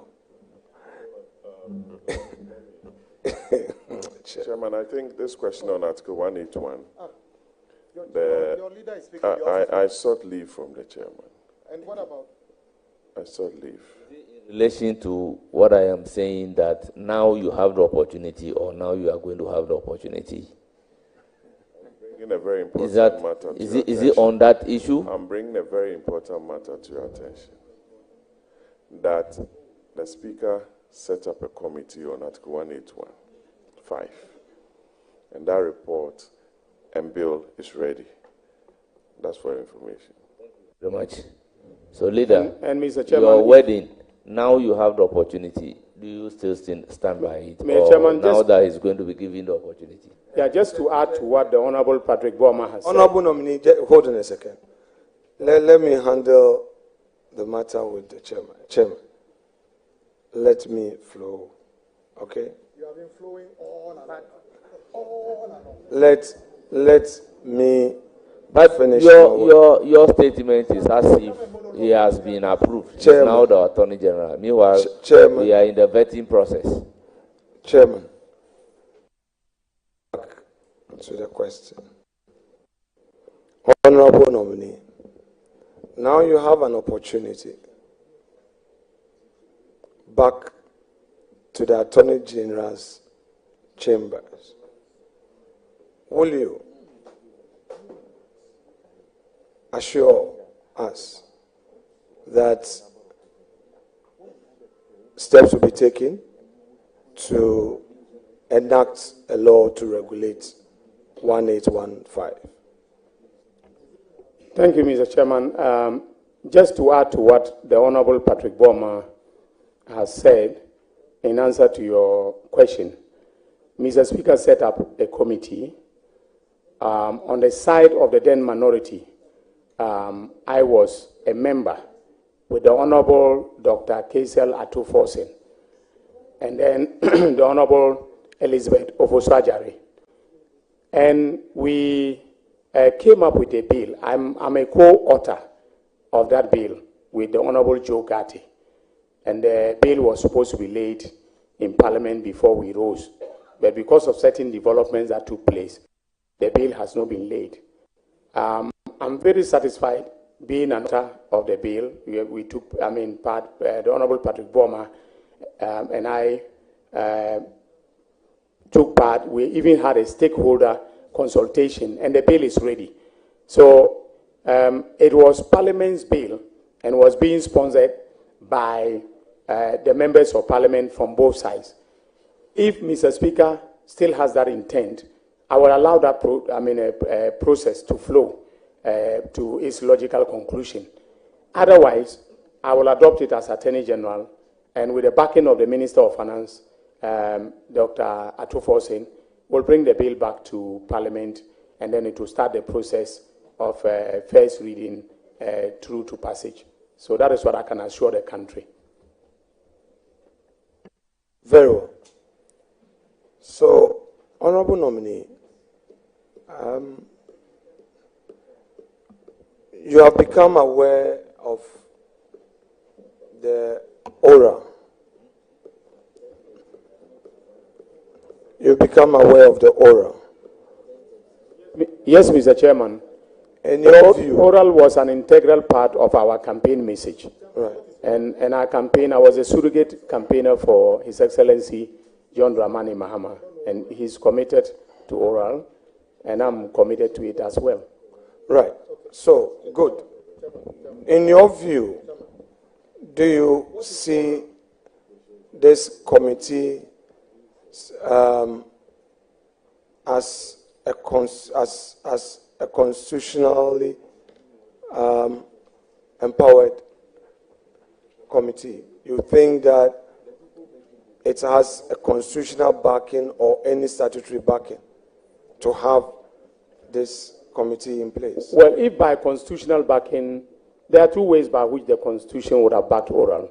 That is, if it was specifically stated in the Constitution, such as the Commission on Human Rights and Administrative Justice, which is not the case, or if the Constitution provided the framework, the constitutional framework for the establishment of a body called the Operation Recover All Loot. But I think I stated quite, clearly, and I don't know whether you were in the room when I gave the answer, that one of the fundamental principles of the Constitution is the principle of accountability. And oral is about exacting accountability. And I think that my senior colleague and partner, the Honorable Mahama Yarga, added substantive, sense to what I did, with the answer I gave, by making a reference to Article 41F of the Constitution, and the obligation on all citizens, to take steps, to protect public property and to avoid waste of public, funds. So I think that oral is not unconstitutional. Oral is not illegal. Just because it was not set up by an act of Parliament does not necessarily make it an illegal body. So it has constitutional backing in terms of the fundamental values of the Constitution. Chairman. Well, before you come in, I recognize Roxanne Dafamopo on point of information. Chairman, thank you very much.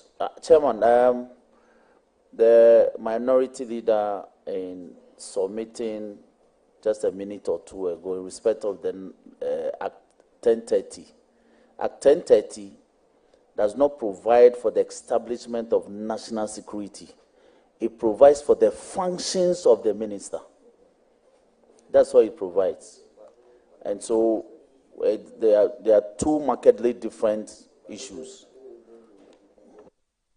Thank you very much for the information. Honorable Chairman, take note. I would want to beg my respected colleague to get the law, open the provision that he is relying on, upon which he disagrees with me. He should open the provision, because the Act provides for certain ministries and provides for minister responsible for national security, minister responsible for finance and all. If he's saying that there's no such provision,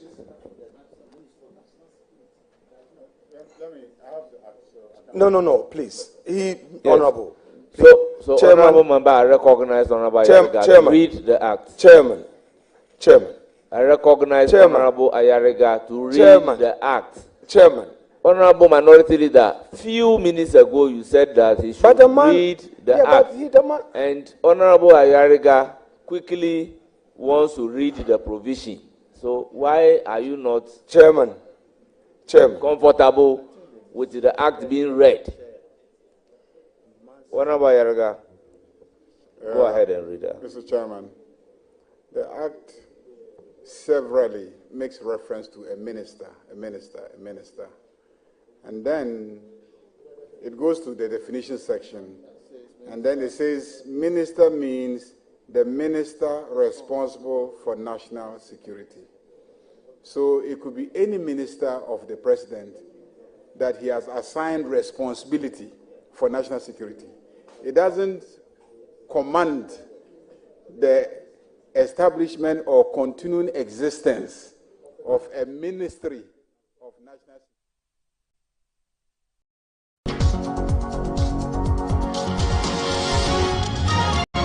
Even when the provision tries to define a ministry, assuming that a ministry is mentioned, it adds and says that ministry means ministry responsible for national security. It doesn't say ministry of national security, but the ministry that is responsible. So the president can assign responsibility for national security to the Interior Ministry, the Defense Ministry, or indeed the Ministry of Upper East. So that is the president's prerogative. Thank you very much. I think this is a usual rendition in our laws that would define ministry or a minister to mean minister responsible. So if today the minister responsible for roads should be the minister responsible for transport, the designation will be made as such. So I do not think this is an issue that we should belabor. Yes. I mean, it is clear now. So, Leader, proceed. Chairman, with the greatest respect, you are expressing an opinion. Don't say it is clear now. The interpretation column of Act 1030 provides for the definition of minister. I've been part of legislation, at least for the past 12 years. It provides minister means, it didn't say include. Minister means the minister responsible for national security. Then it goes on to say ministry means ministry responsible for national security. In all humility, and at the risk of sounding immodest, the argument that it could be any ministry by the president, to say the least. Anyway, again, if you go to Section 11, Section 11 provides Ministerial Security Coordinating Committee, and it provides, without limiting Section 10, there shall be the Ministerial Security Coordinating Committee, which consists of the A, Minister responsible for national security, Minister responsible for foreign affairs, Minister responsible for defense, Minister responsible for the interior, Minister responsible for finance, Minister responsible for communication, and Attorney General. So the law is very clear, and it is not a matter to be responsible for national security. It is provided for that we would have a Minister of Interior, a Minister of Defense, a Minister of National Security is there. Mr. Chair. Honourable members, you see, at a point, the rendition changed to Minister Responsible, not Minister of, because of these issues of realignment. So if today, a minister responsible for Greek is supposed to be in charge of the national security, he is the minister responsible for national security. That is the designation. That is the reason for changing the rendition. We could say simplicity the minister for national security, but we are saying minister responsible for national security. We've taken into consideration issues of realignment of this nature.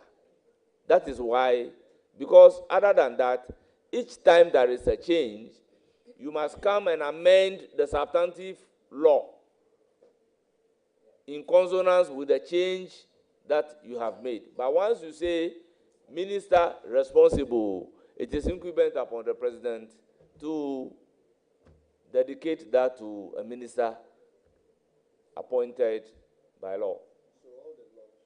See, all the laws from 2020. I believe this is even a Cavendish drafting, of which I am part.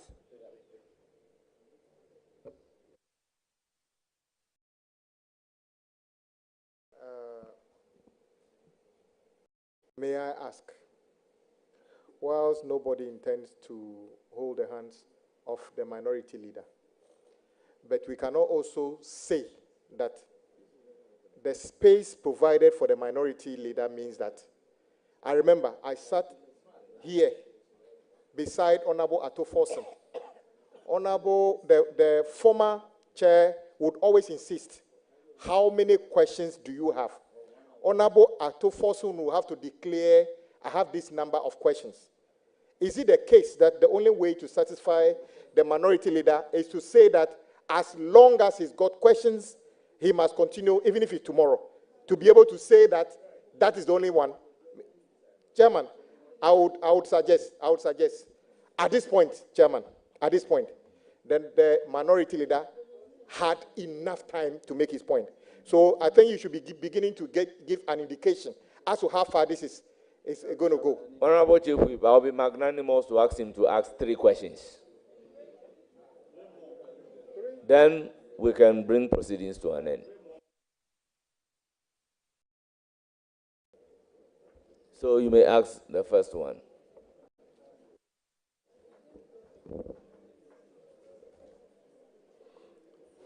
Honorable nominee, if I heard you correct, if I heard you right, it is your case that the establishment of the oral committee is legal. Yes, Mr. Chairman, it is. Now, you are aware. Second question. You are honorable chair.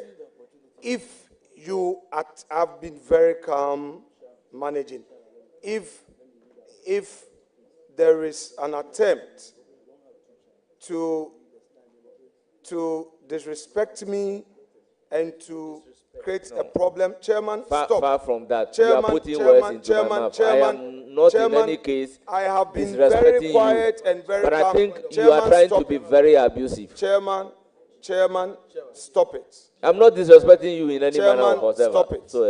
Chairman, please, I am not in any manner disrespecting you. We've accorded you all the opportunities in this world. We have accommodated you. Chairman, excuse me. So how do you say I'm disrespecting you? Can I respectfully go to outstanding orders? Order 2 and 7. Honorable Boy, you have the floor. Chairman, been very patient. But Chairman, we in Parliament are guided by outstanding orders. Order 2171 on the appointment committee. The appointment committee comprises the first deputy speaker as chairperson, the minority leader as ranking, and the deputy majority leader as vice chairman, the deputy minority leader as deputy ranking member, and then he lists the following. There's only one chairman. Only one chairman. We don't have co-chair of this committee. And the rules of this house is that we allow the chairman to lead us and direct everybody so that we can have an orderly business. My respected Honorable Afenyo Marcus has chaired committees, and we've always deferred to him that allow all of us to basically do the work. It is as if he is not respecting the chair. And it is completely not right, especially on an appointment committee where the whole public is looking at us. I think that where we are, the right honorable, my colleague, please, let's respect the chair. He will give you all the opportunity. But when the chair makes a determination, you will be the first to support him. Honourable Member, your second question. Chairman, with respect, I beg you.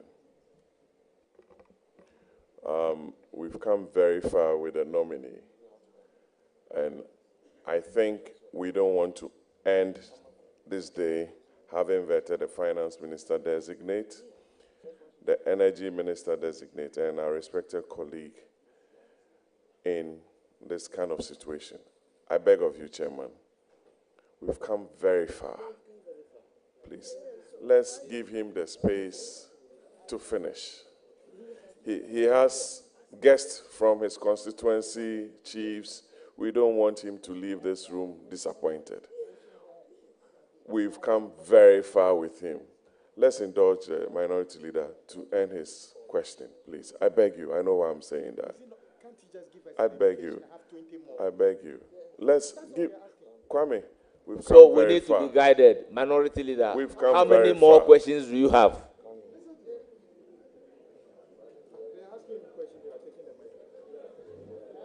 I need some answer from him so that we can be guided regarding the number of questions that he has to ask.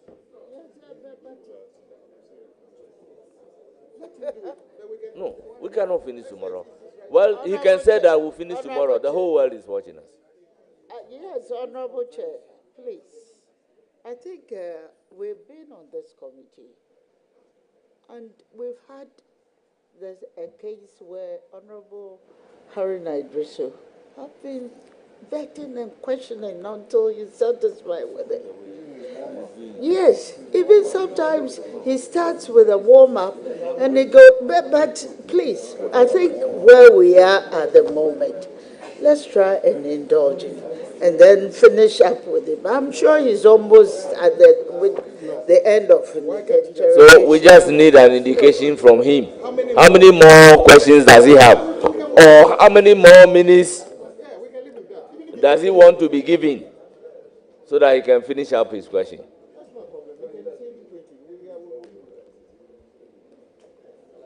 Leader, how many more minutes do you want? Or how many more questions?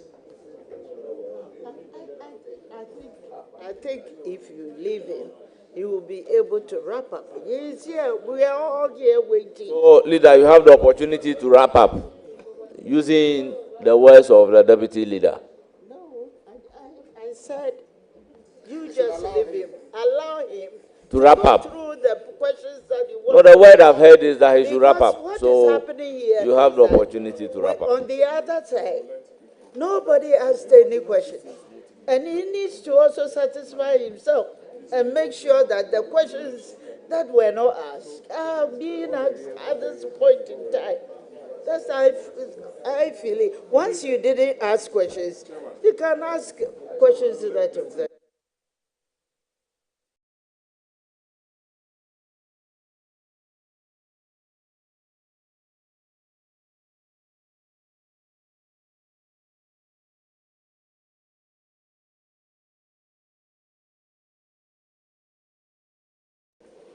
Chairman, thank you very much.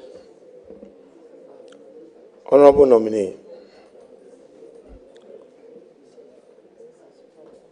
You are aware as a legislator that when the former president, His Excellency Nana Addo Dankwa Akufo-Addo, in fight against corruption, decided to set up an independent body, he had to come to Parliament to enact that law for the purposes of the office of the Special Prosecutor. You are aware of that? Yes, I am, and I was, a key actor during the enactment of the OSP because of where I came from. You were also a key advocate for the law to be enacted to enable the office of Special Prosecutor the legal powers to proceed with its work, correct? I don't know what you mean by a key advocate. I took part in the lawmaking process. Go back to the Hansard. My initial position was that it was an unconstitutional body because it was, to me, violative of Article 88 of the Constitution, because we're taking the constitutional powers of the Attorney General and giving it to another person and seeking to say that the Attorney General that person should be autonomous or independent of the Attorney General. And I said, no, those prosecutorial powers inherently belong to the Attorney General, and no one can take them away and then say that the person should be, ring-fenced in such a way that that person, should not be controlled by the Attorney General. I made very forceful arguments to that effect, and that is how come that there were provisions, the independence provisions were watered down at my behest. And of course, I was just a lone ranger at the time, but I'm no longer a lone ranger. I'll take a look at the law again. So now, in view of that reasoning, what you hold so firm, and if I may have to repeat, you're saying that the establishment of the Office of the Special Prosecutor took away the prosecutorial powers of the Attorney General. Now we have ORA with investigative powers. Don't you think, in line with the same reasoning, that committee is taking away the investigative powers of IOCO and the police? I am not aware that... Honorable nominee, before you come in, you made reference to Article 88, particularly Article 88.3, that gives exclusive jurisdiction or power to the Attorney General to conduct criminal cases. And any other body that is conducting a criminal case is doing so on the authority of the Attorney General. Therefore, I recall that in the passage of the Special Prosecution Act, argument was canvassed to the effect that we cannot give the Special Prosecutor, by an act of Parliament, power to do prosecution. And this was heated to the extent that the Attorney General at that time agreed with our position. They used their numbers 169 against 106 to push the law, and when it gets to the third reading, the Attorney General then declined to come and move the motion for the third reading, leading to the passage of the law. But today, it's been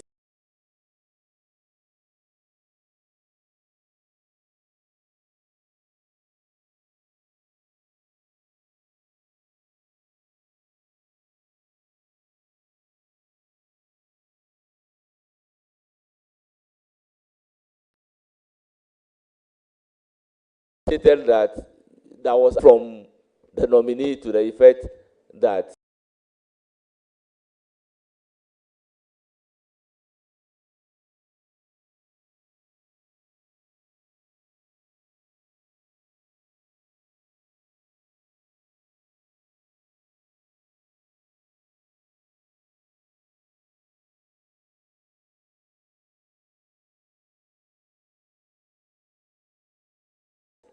special prosecutors will have power to prosecute.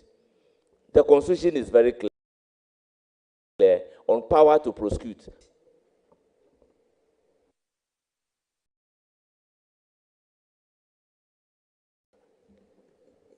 Honorable nominee, my question to you is this. Here is a committee without any legal backing, of which you say and insist that it is legal. I'm asking you, this committee is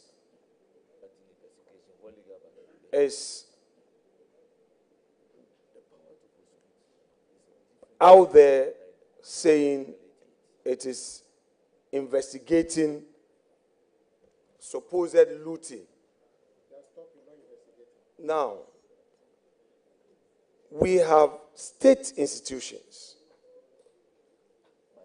with the mandate to investigate allegations of corruption, conflict of interest, and certain actions of public officials.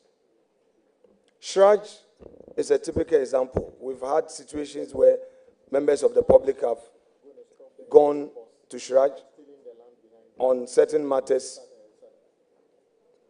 We have the police. The police has various units that does investigations. We have IOCO. We established IOCO, Act 804. If you look at their mandate, they have all the powers. Are you saying that this committee does not conflict the work of these statutorily established state agencies? Mr. Chairman, no. Your answer. No, no, it doesn't. And I'm not aware that Oral has been, conferred with investigative powers. They are gathering information for purposes of determining, whether or not some wrongdoing has taken place by a higher body. I remember them saying that once the Attorney General takes office, they will hand over the information. It's like a whistleblower, coming to the Attorney General with information. There's nothing legally wrong with that. So I still stand by that. Thank you very much. I don't know why Oral is posing so much threat to some Ghanaians.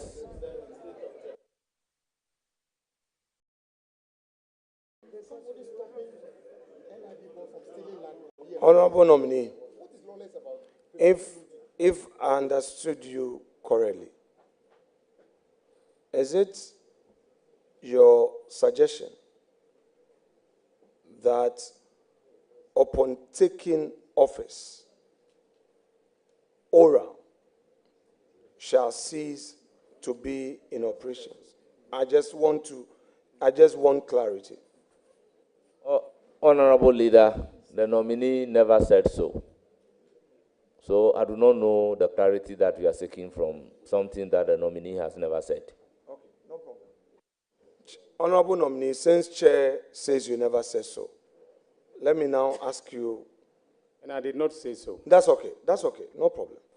Honorable nominee, are you saying that because you believe that ORA has a legal backing, your office is going to continuously depend on ORA for the purposes of providing you with information for your prosecution?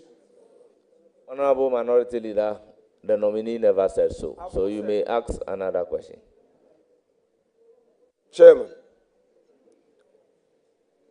please, please, please, for the third time. Honorable nominee, as Attorney General and Minister of Justice, you will primarily rely on state agencies such as police, IOCO, and FIC for the purposes of building your case for prosecution, correct? Well, the qualification primarily doesn't sit down well with me. Some of the institutions we've mentioned have statutory power to conduct investigations that are restricted. So, for instance, if you take, IOCO, economic and organized crime, period, they can investigate anything related to, say, murder or treason and names. All right, so their mandate, their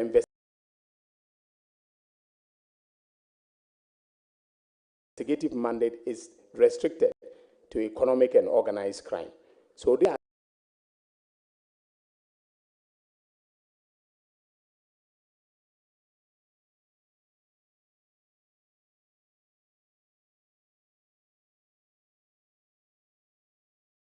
creatures of statute.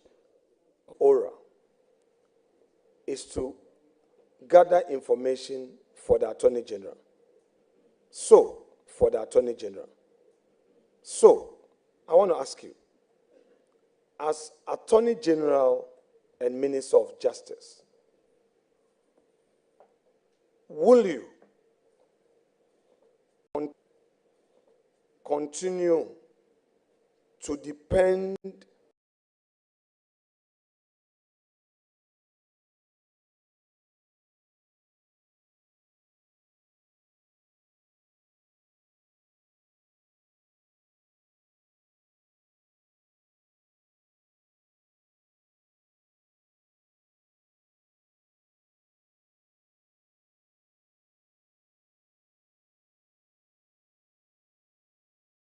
on ORA of your service to the states as Attorney General? I want to know from you.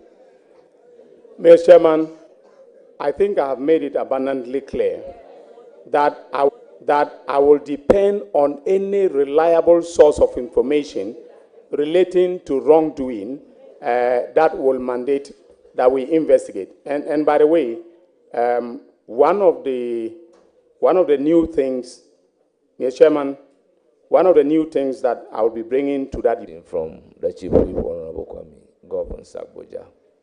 Honorable Dr. Ayeni, will you say, or will you agree with me, that oral is in line with Article 41F, which says, the preamble says, the exercise and enjoyment of rights and freedoms is inseparable from the performance of duties and obligations, and accordingly, it shall be the duty of every citizen, in fact, not even oral alone. F, to protect and preserve public property and expose and combat misuse and waste of public funds and property. In this case, I cite an example of what ORA put out, that an individual of this country was trying to take over land that doesn't belong to him. The individual came out through his lawyer to say it is not true. Yet ORA put out details from lands registry showing that that individual was almost illegally or taking over land that doesn't belong to him or at a price that is not fit to be sold at that price. In your case, do you think ORA has done this country good for that exercise, which is not illegal? Nobody was beaten, nothing was done to anybody, just that that piece of land has been saved for this country. Will you say that ORA has done well as far as you are concerned? Nominee, please answer the question. Mr. Chairman, the honorable member has described aptly how citizens comply with Article 41F of the Constitution. Thank you. Honorable Minority Leader. Thank you, Chairman. Good intervention by my respected colleague, Kwame Agboja. A good constitutional exercise we are doing now. So, on the Article 41 that he has introduced, the 41F, Chairman, I would want to know from the nominee that upon reading of Article 41F, which was relied on by my respected colleague, would you say that the exercise of such duties is not done in accordance with law? Because he created the impression that it means that any citizen can get up in the name of protecting public property, go to an institution and start warning public servants, locking up offices. As we are experiencing, people are being chased out of their homes, people are being beaten, and he is on public television quoting the law and saying that Article 41F, and I'm reading it, he said to protect and preserve public property and expose and combat misuse and waste. Now, we are hearing and seeing on our TVs what is happening at public institutions, where civil servants are being locked up, people are being chased in their homes. Is the interpretation given to the 41F or such duties provided for in this particular provision is supposed to be exercised within the confines of the law?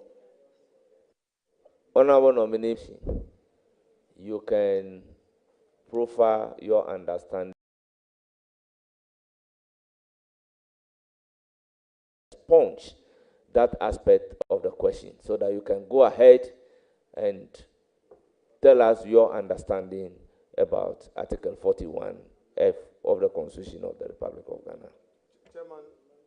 Chairman, with respect, nominee, Chairman, with respect, this particular question, I did not refer to ORA.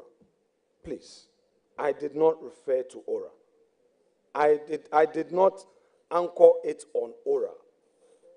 If I can repeat it, I did not. Well, if your reference is not to oral, then we do not have evidence before us that such a thing has happened. And that is the more reason why that should be expunged from our record so that the nominee will go ahead and then give us his knowledge about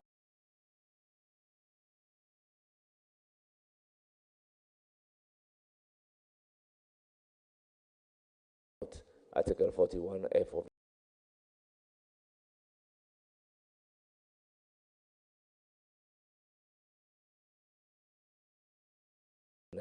of the Republic of Ghana, with due respect to my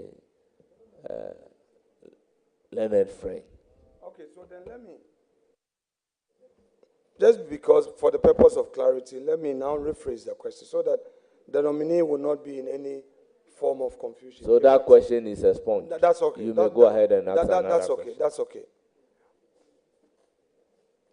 Honorable nominee, have you become aware of post-election violence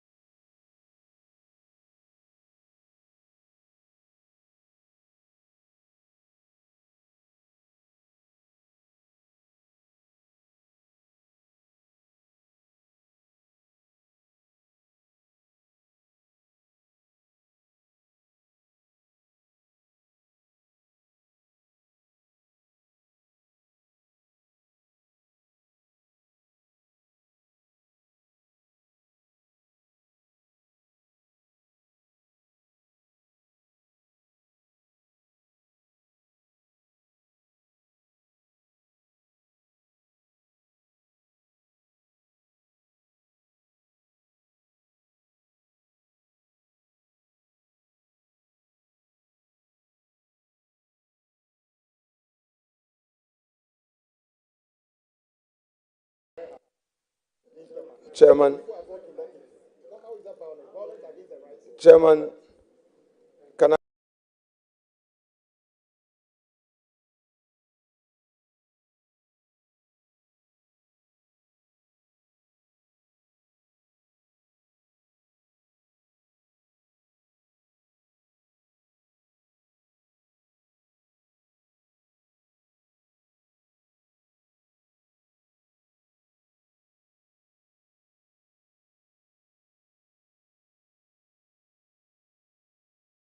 Proceed with my question. At TDC,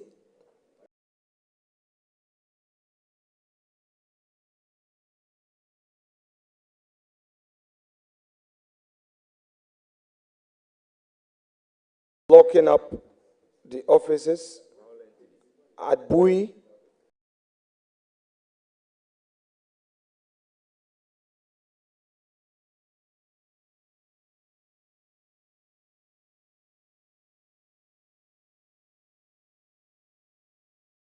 locking of the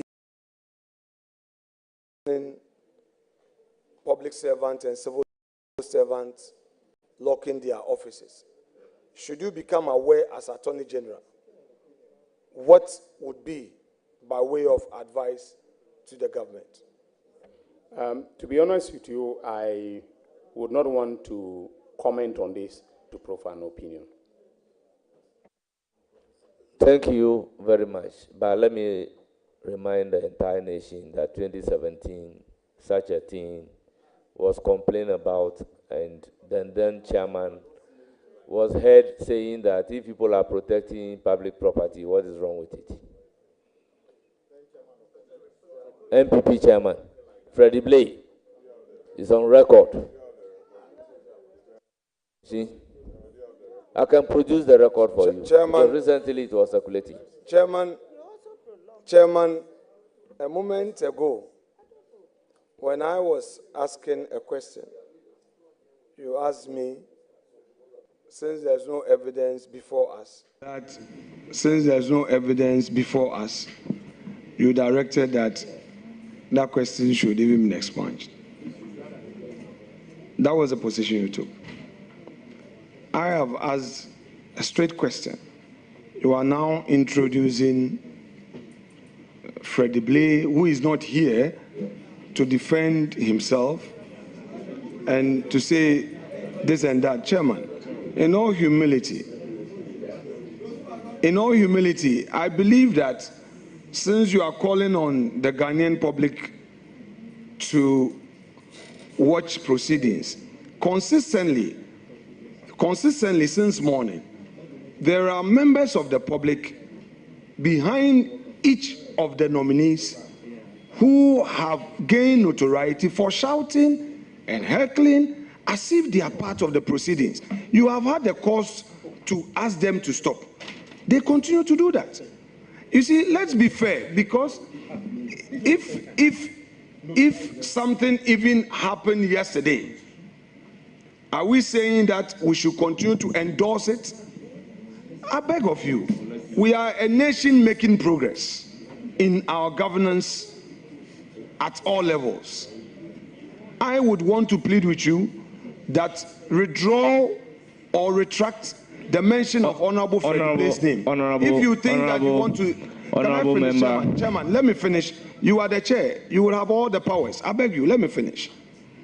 I think that it is most unfair to Honorable Freddie Blay, who is resting at home, to be mentioned here when there's no matter relating to him. I would humbly implore you to take his name out of this matter. Honorable if member, you think you still want to keep his name in, that is up to you. Honorable Minority Leader, people are asking of the evidence. My source of the information is Star FM headline. I would therefore urge upon Honorable Ayariga to read it for the entire nation. And if you still want me to withdraw, after giving you the source of the information, then I will listen to you. Honorable Ayariga. Star FM published this January 12, 2017. MPP members only protecting state facilities, Blay justifies takes over. And then it says the acting chairman of the New Patriotic Party, Freddie Blay, has defended the lawless and violent seizures and takeover of state facilities by some members of the party. According to Mr. Blay, not all the takeovers of state facility by MPP members must be condemned, since in some cases, the supporters are only protecting government agencies. Should I continue? I can stop there. Honourable Member, thank you very much. Chairman. Okay, I recognize Honourable. Yes, Chairman, not too long ago, the respected leader referred to some of our citizens sitting behind the nominee as foot soldiers who were brought here to make noise. I take an objection to that. Foot soldiers brought myself and the minority leader here. So their presence at vettings cannot be a nuisance. Secondly, he suggested that they have gained notoriety for making noise. I have been on this committee. Indeed, sometimes when nominees give answers, it generates spontaneous reaction from the back. They are not notorious. So may I also ask my respected colleague to probably rephrase the rendition that says that foot soldiers were brought here to misbehave, and also they have gained notoriety for doing something that they've been warned not to do.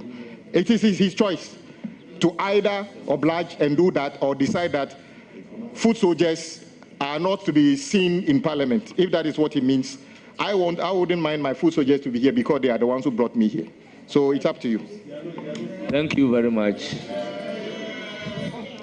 Once again, as a chairman of the committee, I will apologize to our dear guests for any comment in any manner whatsoever.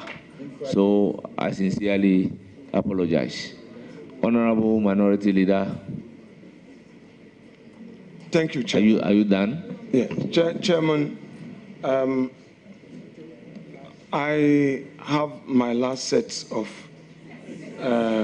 questions for my respected colleague. That has to do with nomination to the Supreme Court of Ghana. Leonard, we unfortunately, as a House, could not take the appointment committee reports on two nominees of His Excellency the President. One, Professor Richard Frimpong-Opong, two, Justice Sophia Rosetta Oduokua Benasco Issa.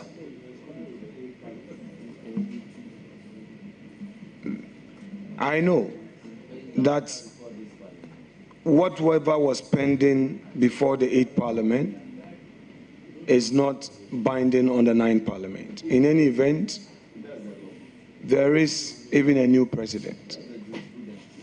Now, what is your own view regarding these two citizens of the land?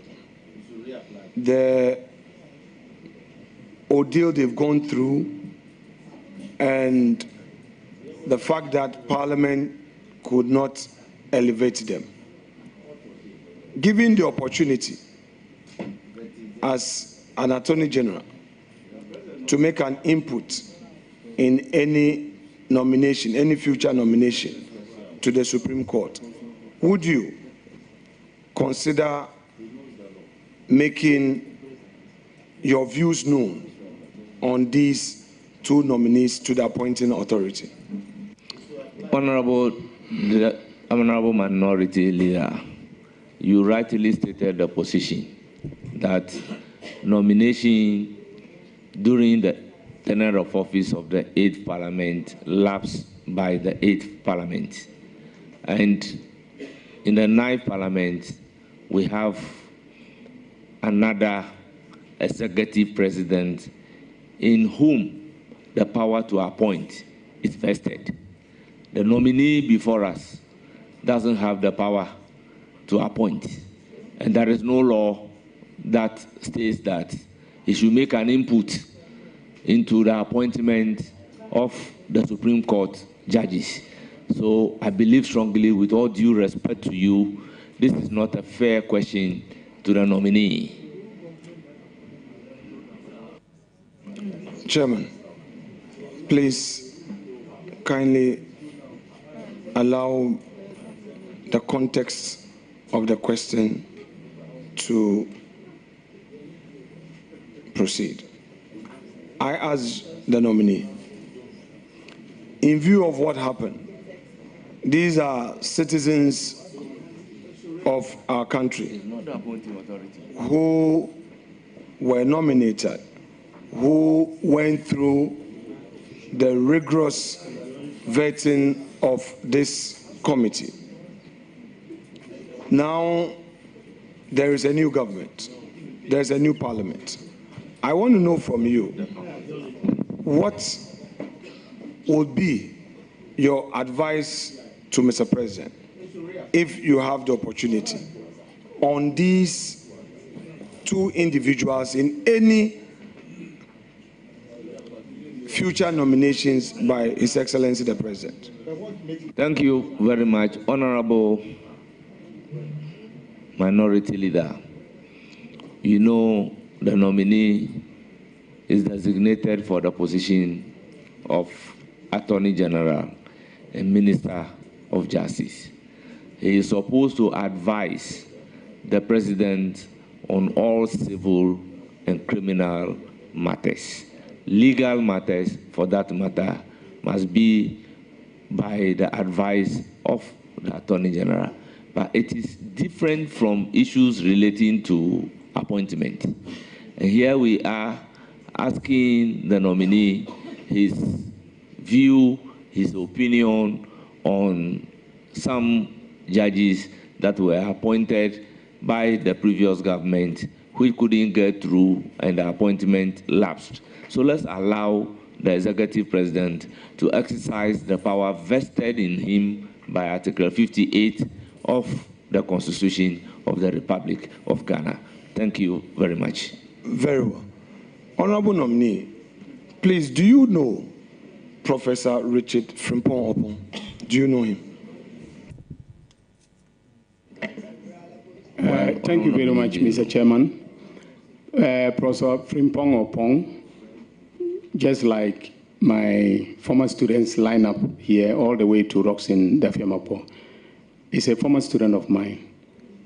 I taught him at the then Faculty of Law, University of Ghana, and I know him very well, just like the same way I know Roxin Dafiamapo as my former student.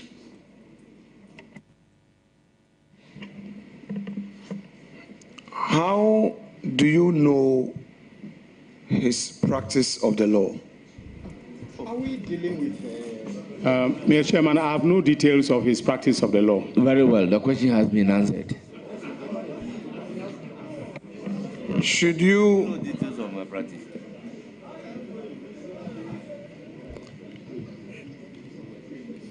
Should you be given an opportunity to recommend him for nomination to the Supreme Court of Ghana, will you willingly proceed to do that, knowing his record, his academic record, and his exploit in his chosen career? Let's cross the bridge when we get there. Do you know his academic record? Yes, I do, because I taught him, I graded his papers.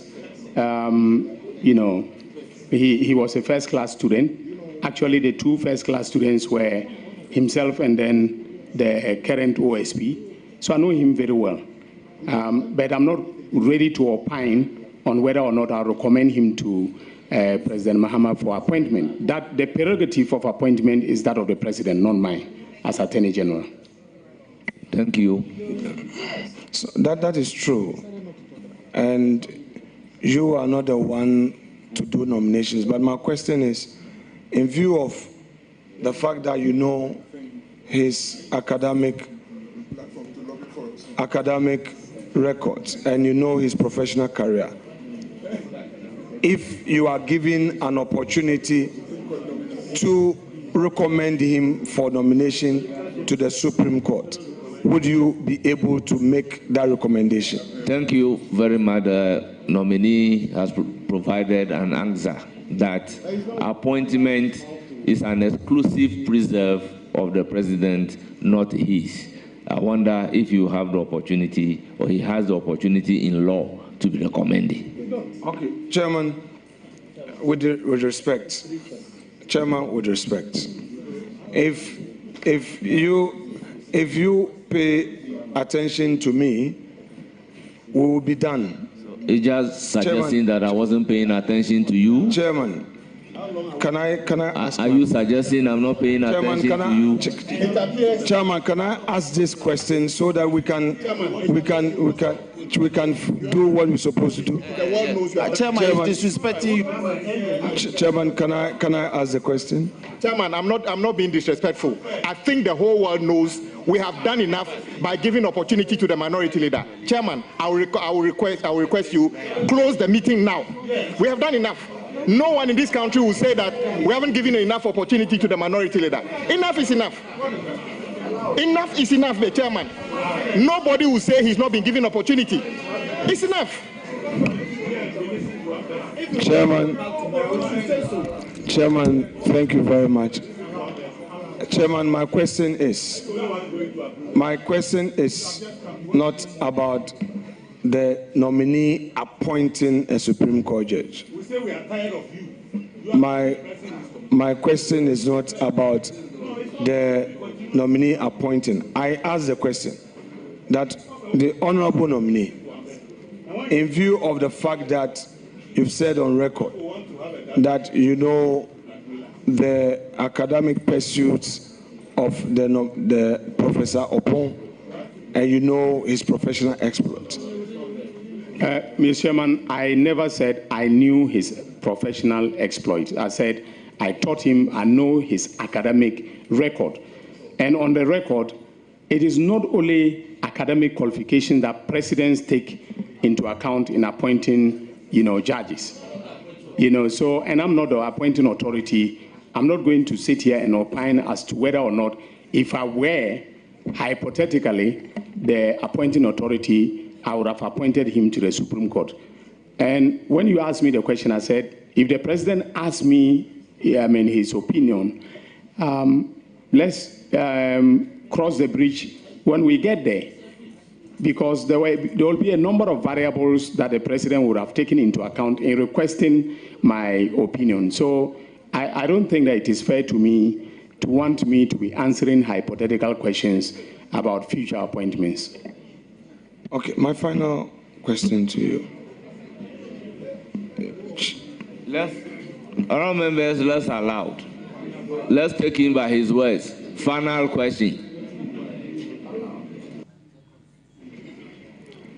Honorable nominee, you are now going to practice before our court as the first gentleman of the bar. Do you have confidence in the justice delivery infrastructure of our country? Yes. Mr. Chairman, I do have confidence, but there's room for improvement. It is not perfect. Thank you very much. Chairman, I would want to thank you. Chairman, I would want to thank you and thank the nominee for taking time to answer all necessary questions. I wish you well and pray that you are able to discharge your duties as Attorney General and Minister of Justice for the good of our country.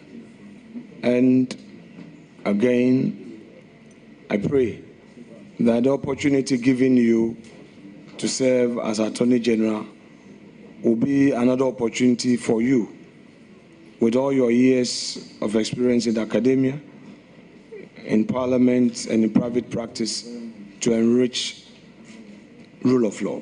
Thank you very much indeed, and God bless you. Thank you, Mr. Chairman. Thank you very much, Minority Leader and members. Honourable members,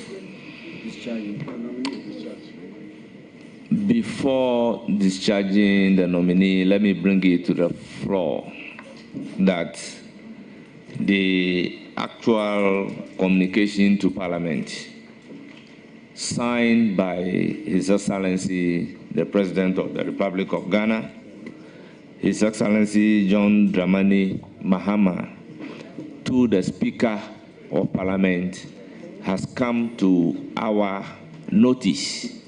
So all along, we were relying on a document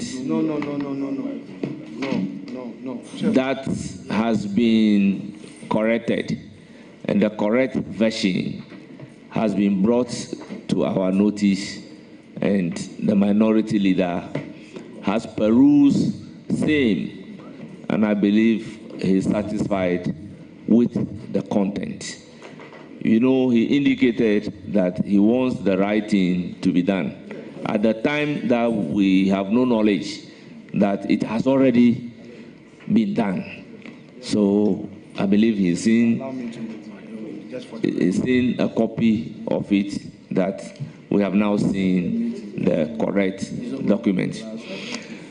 Honourable members, may I use the opportunity to congratulate the nominee and thank him sincerely for attending upon the committee, and to say that you hear from the committee. You are accordingly discharged. Thank you, Mr. Chairman. Honourable members, only the members should stay. Members of the committee, not friends, should stay. Chairman, let me just acknowledge. Honourable nominee. Oh. Honourable nominee. Oh. Honourable nominee.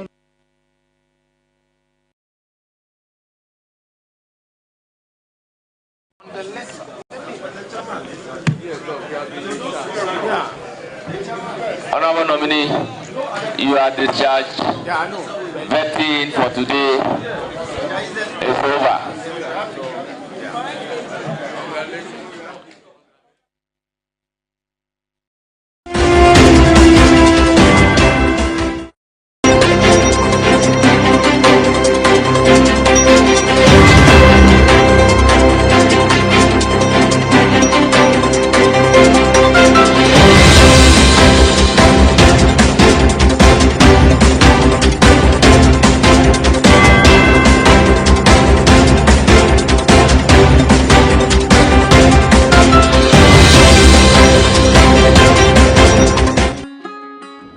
There are a lot of Africans watching you right now. If you have a message to them, what would that message be? Yes, I'm telling all the Africans to try to maintain made in Africans, so that Africans' economy will grow. You see, all our young ones, everybody's running away to Europe. Can we continue doing like that? You don't think young Africans need to leave the continent to Europe? Young Africans now are running away to Europe. So we have to work hard so that our youth will remain to work for Africa. Well, what I'm telling everybody is to try to work hard so that Africa will change. Laziness cannot change Africa. If everybody try to work hard for this nation, Africa will change. Car manufacturing in Africa has never been in the same space for decades, gone so much that even Africans themselves don't believe that it's possible to manufacture cars in Africa. Why is it that Africans don't believe that cars can be manufactured in Africa? Well, I don't believe Africa doesn't believe. Africa knows. Africa